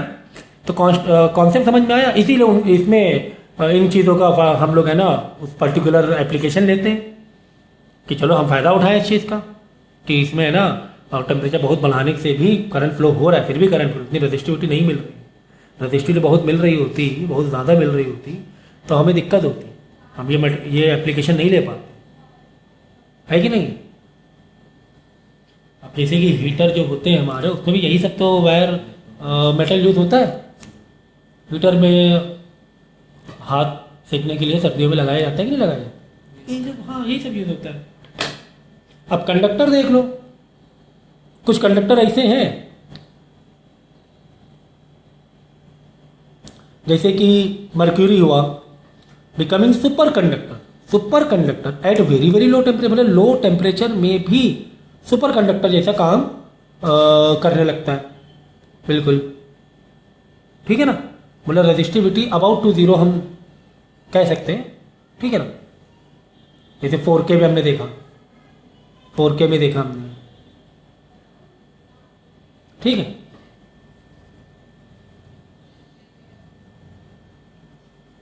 अब यहाँ पे देखो, mercury offer zero resistance at 4.2K, मतलब इस केल्विन पर, अब ये केल्विन कितना हो गया, अगर सेल्सियस देखोगे तो माइनस में पहुंच जाएगा, क्योंकि 10 सेल्सियस इक्वल टू 273 केल्विन होता है ना। So this phenomena is called super conductivity and metal is called super conductor. Metal super conductor हम लोग बोले कि बिल्कुल रेजिस्टेंस जीरो के बराबर हो जाता है।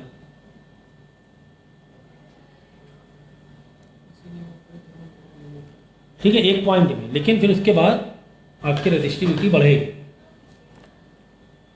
अब यहां पर देखेंगे कि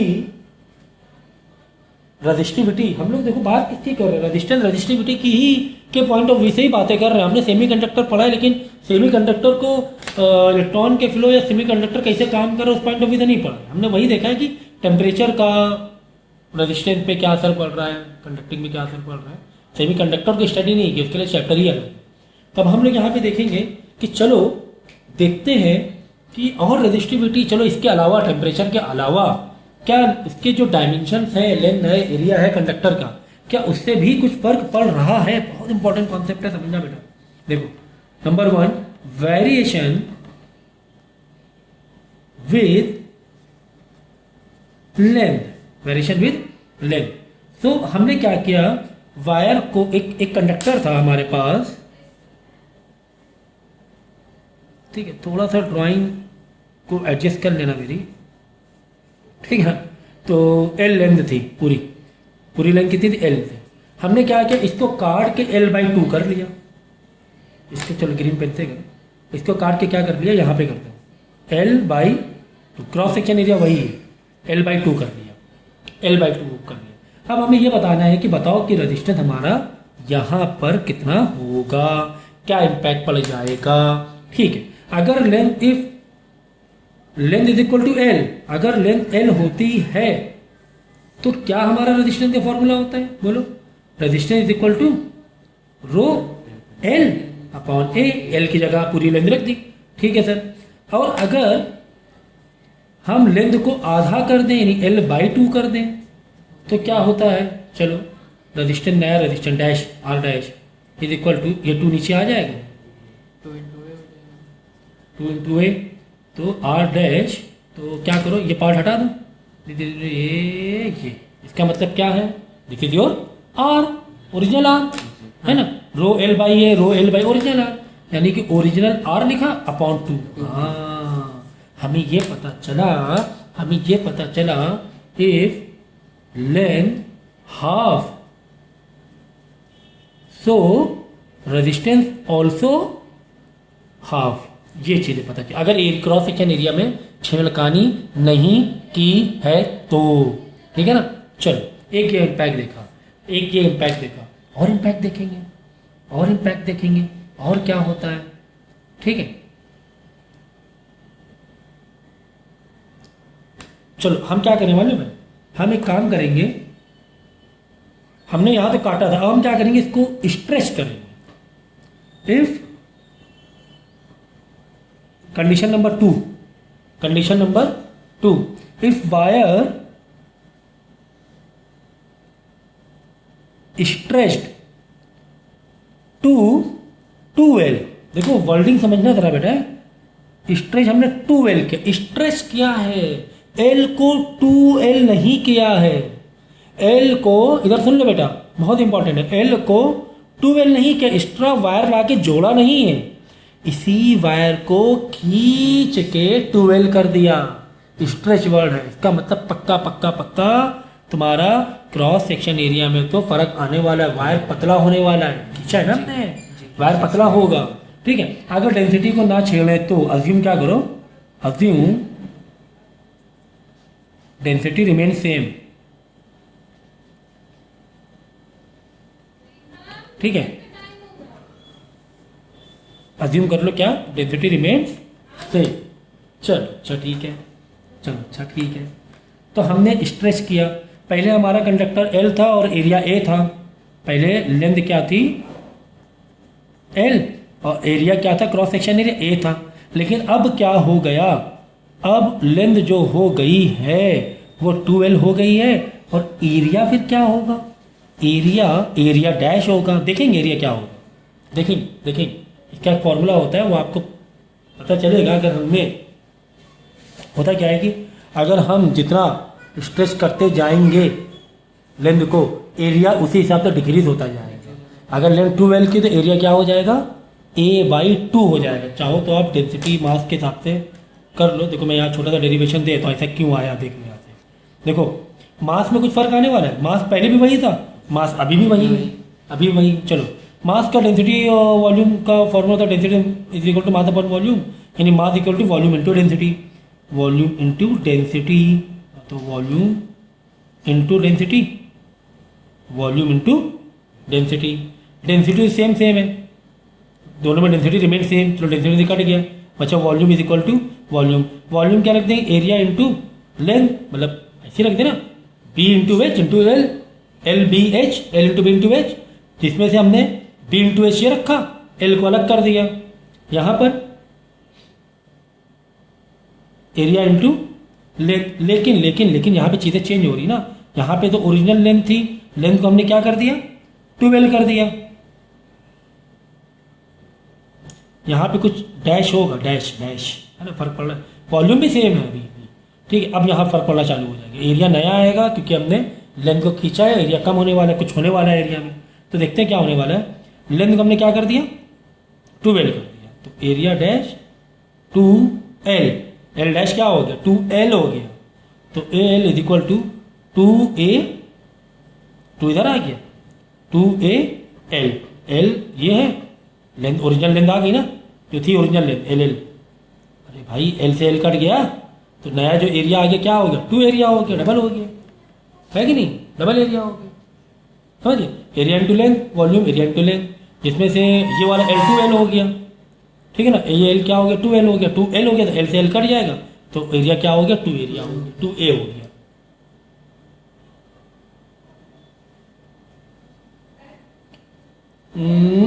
टू ए कहीं होगा, देखो 2 तो इधर लाके डिवाइड तो कराओ, ओरिजिनल मतलब A/2, ओरिजिनल जो है मतलब ये तो A डैश है ना, ये वाला डैश में चल रहा है, डैश में है ना, ये डैश में चल रहा है ना नया वाला एरिया, तो यहाँ से 2 नीचे डिवाइड होगा, तो ओरिजिनल A से डिवाइड बाई 2, ये वाला ओरिजिन बाई डिफॉल्ट वाला A था ना एरिया, तो A dash is equal to नया area is equal to A/2 हो जाएगा, ठीक है ना। तो नया वाला एरिया A/2 आ जाएगा, बस खेल खत्म, पैसा खत्म। कैसे, फॉर्मूला मार दो, नया resistance is equal to resistivity into L dash और A डैश में फ़र्क आने वाला है, ठीक है ना। चलो रजिस्टिविटी जो L नया है वो क्या है, 2L है, और एरिया क्या है, A/2 है, 2 इधर आके मल्टीप्लाई हो जाएगा ऊपर, R डैश तो ये हो जाएगा 4, रजिस्टिविटी L 2 ऊपर आके मल्टीप्लाई 2 से हो जाएगा ना, upon area, what is this, this is your original वाला रेजिस्टेंस, बाई डिफॉल्ट रेजिस्टेंस कितना था हमारा, density resistivity L upon area था ना, तो बस, तो नया जो R डैश हो जाएगा 4R हो जाएगा। हाँ, रेजिस्टेंस क्या हो गया है, 4 गुना बढ़ गया है। यहाँ रेजिस्टेंस कम हो रहा था, क्यों कम हो रहा था, क्योंकि यहाँ पे हमने लेंथ को काट दी थी, तो इलेक्ट्रॉन को ज़्यादा ट्रैवल करना नहीं था, आधी दूर ट्रैवल करना था, उनको रोड अच्छा चौड़ा रोड मिल गया था, वो बहुत खुश थे, चौड़ा रोड मिल गया था चलने के लिए, बहुत ज़्यादा खुश थे, कोई टेंशन वाली बात नहीं थी, और रोड भी इनको कम क्रॉस करना पड़ रहा था। तो यहाँ पर तो रेजिस्टेंस आधा हो गया था, यहाँ पर बड़ा खुश थे। लेकिन यहाँ पर जो हुआ है मामला अलग हो गए, क्यों, एक तो तुमने रोड की लंबाई बढ़ा दी, एक तो तुमने रोड को पतला भी कर दिया, कंजस्टेड हो गए इलेक्ट्रॉन्स, फ्रिक्शन ज़्यादा होगा, है ना, रेजिस्टेंस बढ़ेगा, इसीलिए 4 गुना ज़्यादा रेजिस्टेंस हो गया। ठीक है ना, तो ये कॉन्सेप्ट है, इसी में और भी चीज़ें कर सकते हैं हम लोग। तो इसका एक फॉर्मूला अगर दे दें तो हम ये कह सकते हैं कि अगर स्ट्रेच वाले उससे, तो यहाँ पे लिख लो बहुत अच्छे से, R dash is equal to N square into R, ये लिख लेना। हाँ, एन मतलब कितने टाइम डबल किया है ना, तो 2 लेंथ कितनी स्ट्रेच की थी, स्ट्रेच है स्ट्रेच, लेंथ कितनी की थी 2 की थी डबल, तो 2 इंटू 2 4 आर आया कि नहीं आया। तो मैंने फॉर्मूला बताया दिया 3/2 हो, तब क्या बार बार डेरिवेशन करोगे, तो सबसे शॉर्टकट ये फॉर्मूला स्ट्रेच वाले के लिए, स्ट्रेच्ड वाले के लिए अगर डेंसिटी रिमेन सेम है तो, ठीक है। तो क्या नया R N square by R, what is N, N is how many times you stretch the original length, ठीक है ना, एन मतलब वो 3 टाइम्स है, 3 का स्क्वायर 9 आर हो जाएगा, 9 गुना ज़्यादा बढ़ जाएगा। और मैंने डेरिवेशन करके भी बता दिया, पूरा समझा भी दिया मैंने, ठीक है।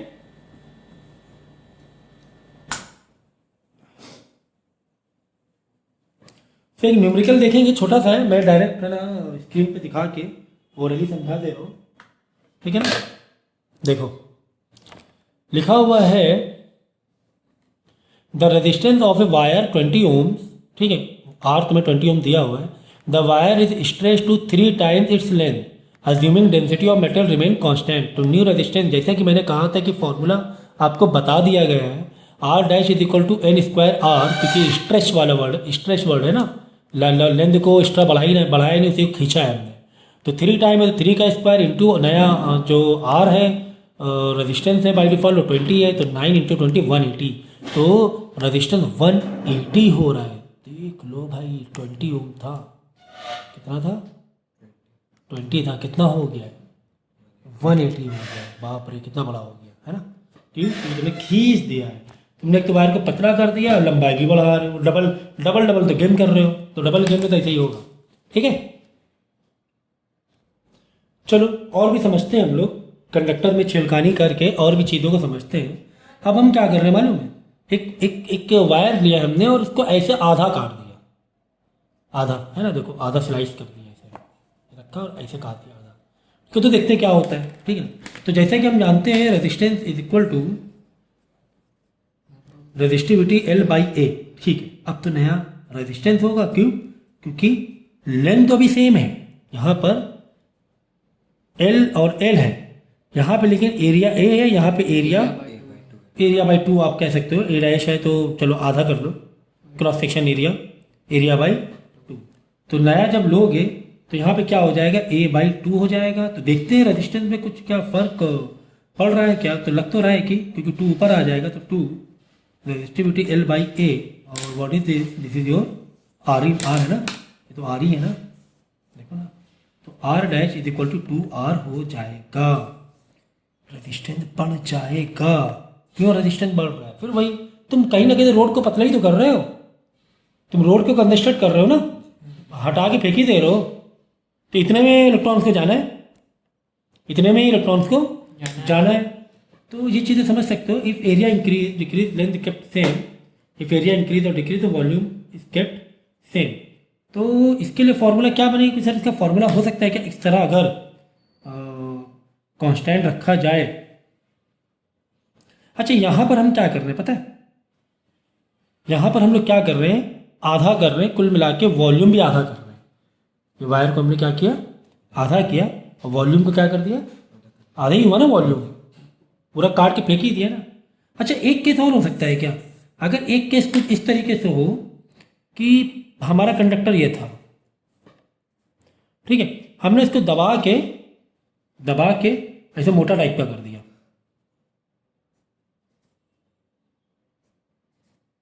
कुछ इस तरीके से कर दिया, क्रॉस सेक्शन एरिया बढ़ा है तुम्हारा और लेंथ क्या हो गई है, कम हो गई है। मतलब कुल मिला के वॉल्यूम कांस्टेंट है।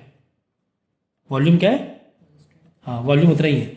अगर ये 10 मीटर क्यूब था, ये भी 10 मीटर क्यूब ही है, ठीक है। यहाँ पे वॉल्यूम इस तरीके से था, यहाँ वॉल्यूम थोड़ा सा फुला टाइप का है, वॉल्यूम कांस्टेंट है। तो वॉल्यूम अगर जब कांस्टेंट है और लेंथ में चेंज हो रहा है, यानी कि ओरिजिनल जो एल था, अब एरिया भी चेंज हुआ, लेंथ भी चेंज हुई है, एरिया भी चेंज हुआ और लेंथ भी चेंज हुई है। तो यानी कि जब आर डैश निकालेंगे तो लेंथ भी चेंज हो रही है, एरिया भी है ना, क्रॉस सेक्शन एरिया भी चेंज हो रहा है और लेंथ तो चेंज हो ही रही है। So R dash is equal to L dash जो होगा तुम्हारा कितने टाइम कम हुआ, पर्टिकुलर टाइम कम हुआ ना, 2 टाइम कम हुआ, 3 टाइम कम हुआ, तो एल बाई एन कितना टाइम कम हुआ, और जितना टाइम कम हुआ उसी हिसाब से तुम्हारा एरिया उतना टाइम बढ़ा, तो एन ए लगा देंगे यहाँ पर। तो जब इसको तुम सिंप्लीफाई करोगे तो आ जाएगा आर, एन नीचे आ जाएगा, एन इंटू एन स्क्वायर हो जाएगा, और समझ गया ना, density by A, density L into by A original R होगा, तो ए आर बाई नीचे एन का एन स्क्वायर हो जाएगा, है ना, ये आ जाएगा। नहीं समझा तो देख लो भाई, एक और स्टेप देख लो आर एच एस वाला, देखो रेजिस्टिविटी एल नीचे एन, ये वाला एन आया, फिर एक और एन तो है ही, एन इंटू ए, ठीक है ना, जिसमें इसका मतलब क्या था, इसका मतलब आर था, this is what R by N into N square, ठीक है। तो अगर वॉल्यूम कांस्टेंट है तब ये फॉर्मूला तुम लगा सकते हो, सारे फॉर्मूले आपको डायग्राम के साथ में बहुत ही अच्छी तरीके से नोट्स बनाने हैं, जिससे कि बार बार है ना डेरिवेशन और करने की ज़रूरत ना पड़े, आप डायरेक्ट फार्मूला लगाओ और उस चीज़ को न्यूमेरिकल को सॉल्व कर लो, ठीक है। इसके बाद मैं एक न्यूमेरिकल आपको दिखा रहा हूँ, तो ये भी एमसीक्यू में है, तो डायरेक्ट कर सकते हो आप लोग। देखो यहाँ पे लिखा for a metallic wire the ratio V I applied potential different current flowing, ठीक है। तो मेटेलिक वायर है, इसका रेशियो वी आई दिया हुआ है, तो क्या होगा, मेटेलिक वायर मतलब कंडक्टर है, ठीक है। तो इंक्रीजेज और decreases the temperature rises depending upon the material, decreases the temperature rises, independent temperature increase the temperature rises. सोचो टेम्परेचर इंक्रीज, देखो क्या लिखा for a metallic wire the ratio V I में क्या फ़र्क पड़ेगा, वी आई में फ़र्क क्या पड़ेगा, ठीक है ना। तो इंक्रीज होगा और डिक्रीज होगा एज द टेम्परेचर राइजेज, तो ये किस पर डिपेंड कर रहा है, मेटल पर, या फिर डिक्रीज होगा as the temperature rises, temperature बढ़ने से वी आई तुम्हारा क्या होगा, डिक्रीज होगा। क्यों डिक्रीज होगा, ठीक है, मेटल पे तो डिपेंड कर रहा है ना, मेटल पे तो डिपेंड कर ही रहा है। अगर टेम्परेचर की बात है तो इंक्रीज और डिक्रीज एट टेम्परेचर राइजेस, तो ये आप कह सकते हो कि जैसे वी आई है, वी आई में होता क्या है कि अगर जब तुम टेम्परेचर बढ़ाते हो तो टेम्परेचर बढ़ाने से करंट का फ्लो कम होता है, रेजिस्टिविटी बढ़ती है, रेजिस्टिविटी बढ़ेगी तो वोल्टेज तुम्हारा पोटेंशियल डिफरेंस बढ़ता है, पोटेंशियल डिफरेंस तुम्हारा बढ़ता है, ठीक है। वीर होता है वीर फॉर्मूला, तो आर इजिकल वी अपॉन आई है, ठीक है ना, तो आर बढ़ेगा तो वी भी मतलब वी बढ़ेगा, आर बढ़ेगा तो वी भी बढ़ेगा, ये आप कह सकते हो। बाद में देखो एक और दिया हुआ है numerical, current voltage graph, current और वोल्टेज का ग्राफ है, आई वी का ग्राफ है, वी आई का नहीं है, आई वी का ग्राफ है, तो ध्यान रखना आई वी का ग्राफ है, ठीक है ना। नॉर्मली हम लोग ग्राफ जो हम लोग समझते हैं रेजिस्टेंस जो पॉजिटिव आता है वो क्या होता है, वी आई ग्राफ होता है ना, करंट इधर दिखाते हैं, लेकिन यहाँ पे उल्टा ग्राफ दिया, ध्यान रखना है यहाँ पर आई वी है, क्या है, आई वी है, तो उल्टा फ्लिप लेकर चलना है। Voltage graph for the given metallic wire at 2 different temperature T1 and T2 as shown the figure, the temperature T2 is greater than T1। अब यहाँ पे देखो जैसे हमें पता है रेजिस्टेंस बढ़ता है, किससे बढ़ता है, टेम्परेचर बढ़ाने से, ठीक है, रेजिस्टेंस बढ़ता है। अब मैं इसके ग्राफ में बता रहा हूँ, देखो मैं क्या कर रहा हूँ, वी आई का ग्राफ बना रहा हूँ, वी और आई इधर, ठीक है, मैंने वी आई का ग्राफ बनाया। वी आई ग्राफ में क्या होता है, रेजिस्टेंस ऐसे बढ़ता हुआ दिखाते हैं, डायरेक्ट रिलेशन, ये क्या है, रेजिस्टेंस है हमारा, बढ़ रहा है, यही तो रिलेशन दिखाते हैं, V is equal to I into R, R is equal to V upon I, है ना। तो जिस तरह हम करंट बढ़ाते जाएंगे वी भी बढ़ता जाएगा, ओके। और ये जो लाइन निकलेगी, जो ग्राफ निकलेगा वो रेजिस्टेंस का निकलेगा, ये बात सही है कि नहीं सही, आया ना, यही था हमारा ग्राफ वी आई, ठीक है। तो अब तुम्हें ग्राफ इसका नहीं दिया है, तुम्हें ग्राफ दिया हुआ है, समझो मैंने यहाँ वी लिया, यहाँ पे आई लिया है, यानी रेजिस्टेंस बढ़ेगा टेम्परेचर, यानी कि अगर मैं टेम्परेचर से लूँ मैंने एक ये टेम्परेचर दिखाया, एक ये टेम्परेचर दिखाया, T1 T2। अब बताओ रेजिस्टेंस किसमें ज़्यादा है? टेम्परेचर ज़्यादा होने में रेजिस्टेंस ज़्यादा है, इसमें रेजिस्टेंस ज़्यादा है, T1 में रेजिस्टेंस ज़्यादा है। समझ गया ना? स्लोप ज़्यादा होना मतलब टेम्परेचर ये ज़्यादा हुआ, स्लोप ज़्यादा है ना, टेम्परेचर इसका ज़्यादा है, तो T1 का टेम्परेचर ज़्यादा होना मतलब इसकी रेजिस्टेंस भी ज़्यादा होना। मतलब यहाँ पे अगर रेजिस्टेंस का बनाओ तो ये रेजिस्टेंस इसका हो गया, ये रेजिस्टेंस इसका हो गया, ठीक है। T1 ज़्यादा रेजिस्टेंस ज़्यादा, T1 ज़्यादा रेजिस्टेंस ज़्यादा। अच्छा, अगर ये ग्राफ को मैं उल्टा कर दूँ, यहाँ पे I और यहाँ पे V कर दूँ, तो चीज़ उल्टी हमेशा है ना, स्लोप V से लिया जाता है। स्लोप देखो, स्लोप लिया जाता है I से, यहाँ पे क्या T2 कम है, T1 ज़्यादा है, देखो I से लिया जाता है करंट से। T1 ज़्यादा है मतलब टेम्परेचर ये ज़्यादा है, रेजिस्टेंस ये ज़्यादा है, ठीक है। अब की बार ग्राफ ही तुम्हें उल्टा दे दिया गया है, तो बच्चे इसमें काफ़ी फंसे थे। T1 T2 हमने क्या बोला था, किसका रेजिस्टेंस ज़्यादा? बच्चे ने, अरे यार इसका ज़्यादा, इसकी स्लोप ज़्यादा। अरे स्लोप इसकी ज़्यादा कहाँ है? देखो ना, I से लो ना भाई, I से लो, ये देखो ये किसकी स्लोप ज़्यादा? T2 की स्लोप ज़्यादा है, इसमें रेजिस्टेंस ज़्यादा है, T2 में रेजिस्टेंस ज़्यादा है। समझे ना? क्योंकि ग्राफ ही उल्टा बनाया है, क्योंकि ग्राफ आपका उल्टा बना हुआ है, ठीक, मतलब फ्लिप में बना हुआ है। तो ये भी अच्छा था। Temperature T2 is greater than T1 है, T2 ज़्यादा है, पहला वाला सही है, T2 is greater than T1। IIT का ये जेई का क्वेश्चन है, IIT जेई 1985 का, मतलब IIT का क्वेश्चन है। बाद में देखो एक और न्यूमेरिकल आपको दिया हुआ है, wire of resistance R 1 kilo ohm है, किलो ओम है ना, 1000 लगा देना, ठीक है ना। Is heated by 100 Celsius, temperature heated by 100 Celsius है, determine the resistance. If alpha दिया हुआ है तुम्हें और आर निकालना है तुम्हें, अल्फा तुम्हें दिया हुआ है, तो ये तो वही वाला क्वेश्चन हो गया, अल्फा वाला क्वेश्चन हो गया, ठीक है ना, रेजिस्टिविटी के पॉइंट ऑफ व्यू से। तो वहाँ से क्या करना, फॉर्मूला लगा देना रेजिस्टिविटी और अल्फा का, और इससे क्या निकाल लेना, क्या निकालोगे बताओ? रेजिस्टेंस आप निकाल लोगे, ठीक है। अगला क्वेश्चन देखो, अगला क्वेश्चन तुम्हें दिया हुआ है, the resistance of a wire iron is 10 ओम, तुम्हें रेजिस्टेंस दिया हुआ है, आर तुम्हें दिया हुआ है, एंड टेम्परेचर कोफिशिएंट अल्फा भी तुम्हें दिया हुआ है एट 20 सेल्सियस और एक रूम टेम्परेचर में, ठीक है ना। T नॉट तुम्हें दिया हुआ है 20, T नॉट तुम्हें क्या दिया हुआ 20 दिया हुआ है। इट कैरीज 30 मिली एम्पियर, तुम्हें I दिया हुआ है, of current keeping constant potential difference between the end the temperature wire is raise by 120। Now the current in milli that, ठीक है। तो क्या करोगे, नया वाला R निकाल लोगे तुम्हें निकालना है नया करंट, तो पहले क्या निकाल लोगे, नया वाला R निकाल लोगे। R नया कैसे निकालोगे, तो तुम्हारा फॉर्मूला दिया हुआ है टेम्परेचर का, अल्फा वाला फॉर्मूला, वहाँ से नया R निकालना। जब नया R निकालना तो V वाले फॉर्मूले V equal to I into R वाले में लगा देना और वहाँ से I निकाल लेना, ठीक है ना। नहीं समझे? चलो मैं कर देता हूँ, इंफॉर्मेशन लिखेंगे तेजी से।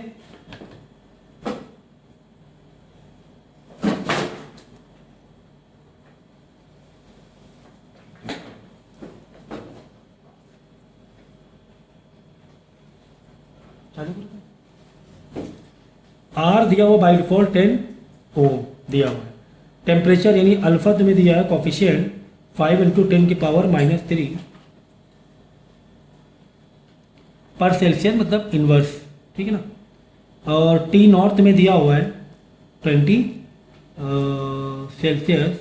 इट कैरीज करंट जो दिया हुआ है 30 मिली एम्पियर, 30 इंटू 10 की पावर -3 एम्पियर में ले लोगे, है ना, मिली एम्पियर में ले लो -3 करके I करंट, है ना। कीपिंग कांस्टेंट पोटेंशियल डिफरेंस, और T जो फाइनल दिया हुआ है वो दे दिया 120। अगर मैं 120 कर दूं, ऐसा कह रहा है अगर टेम्परेचर कितना कर दूं 120 कर दूं, तो बताओ नया वाला I डैश क्या होगा। चलो फॉर्मूला बोलो जल्दी से, पहले नया R निकालेंगे, फॉर्मूला बताइए जल्दी से अल्फा का।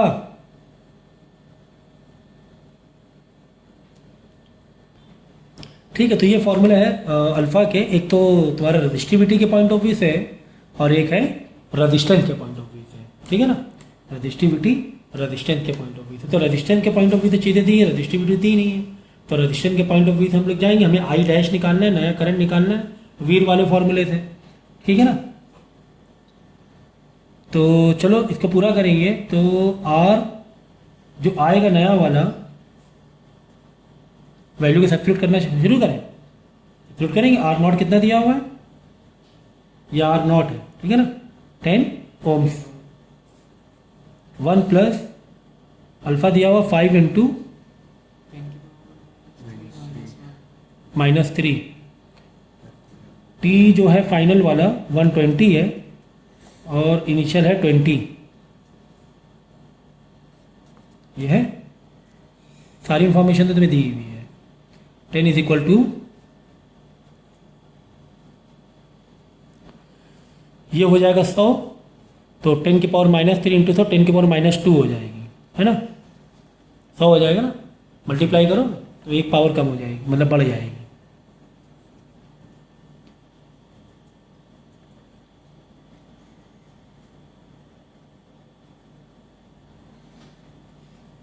ये आ गया, इसको मल्टीप्लाई करके 10 को तुम क्या कर लेना, प्लस कर लेना, ठीक है ना। कितना हो जाएगा, 10 प्लस 5000, नहीं क्या कर रहे हैं,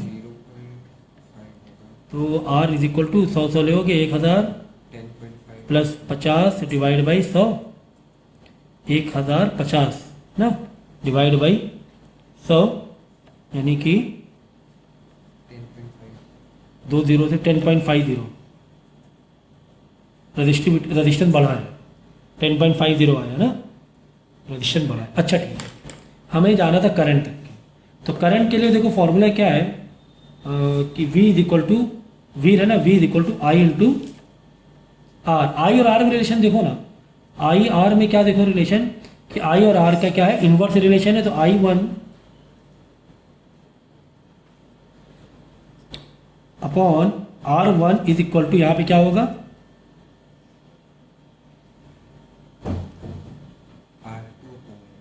R अपॉन I2। क्यों,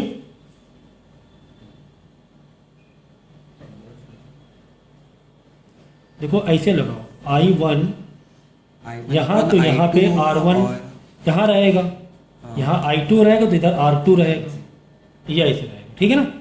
तो लगाने की फटाफट तेजी से, समझिए ना रिलेशन।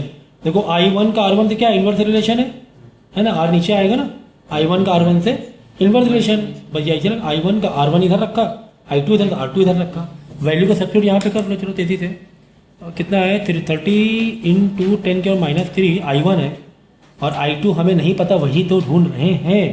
R2 हमने निकाला 10.50 और R1 तुम्हें 10 दिया था, तो सबको इधर लिया और I2 को इधर भेज दो, तो 30 इंटू 10 की पावर 10 ही है ना, तो -3 है, -3 10 इधर मल्टीप्लाई में हो जाएगा, 10.5 नीचे आ जाएगा और इज इक्वल टू I2 बचेगा, ठीक है। तो ये वाला करंट तुम्हारा आंसर होगा, ठीक है। इसका कैलकुलेशन कर लेना, ये आंसर आ जाएगा।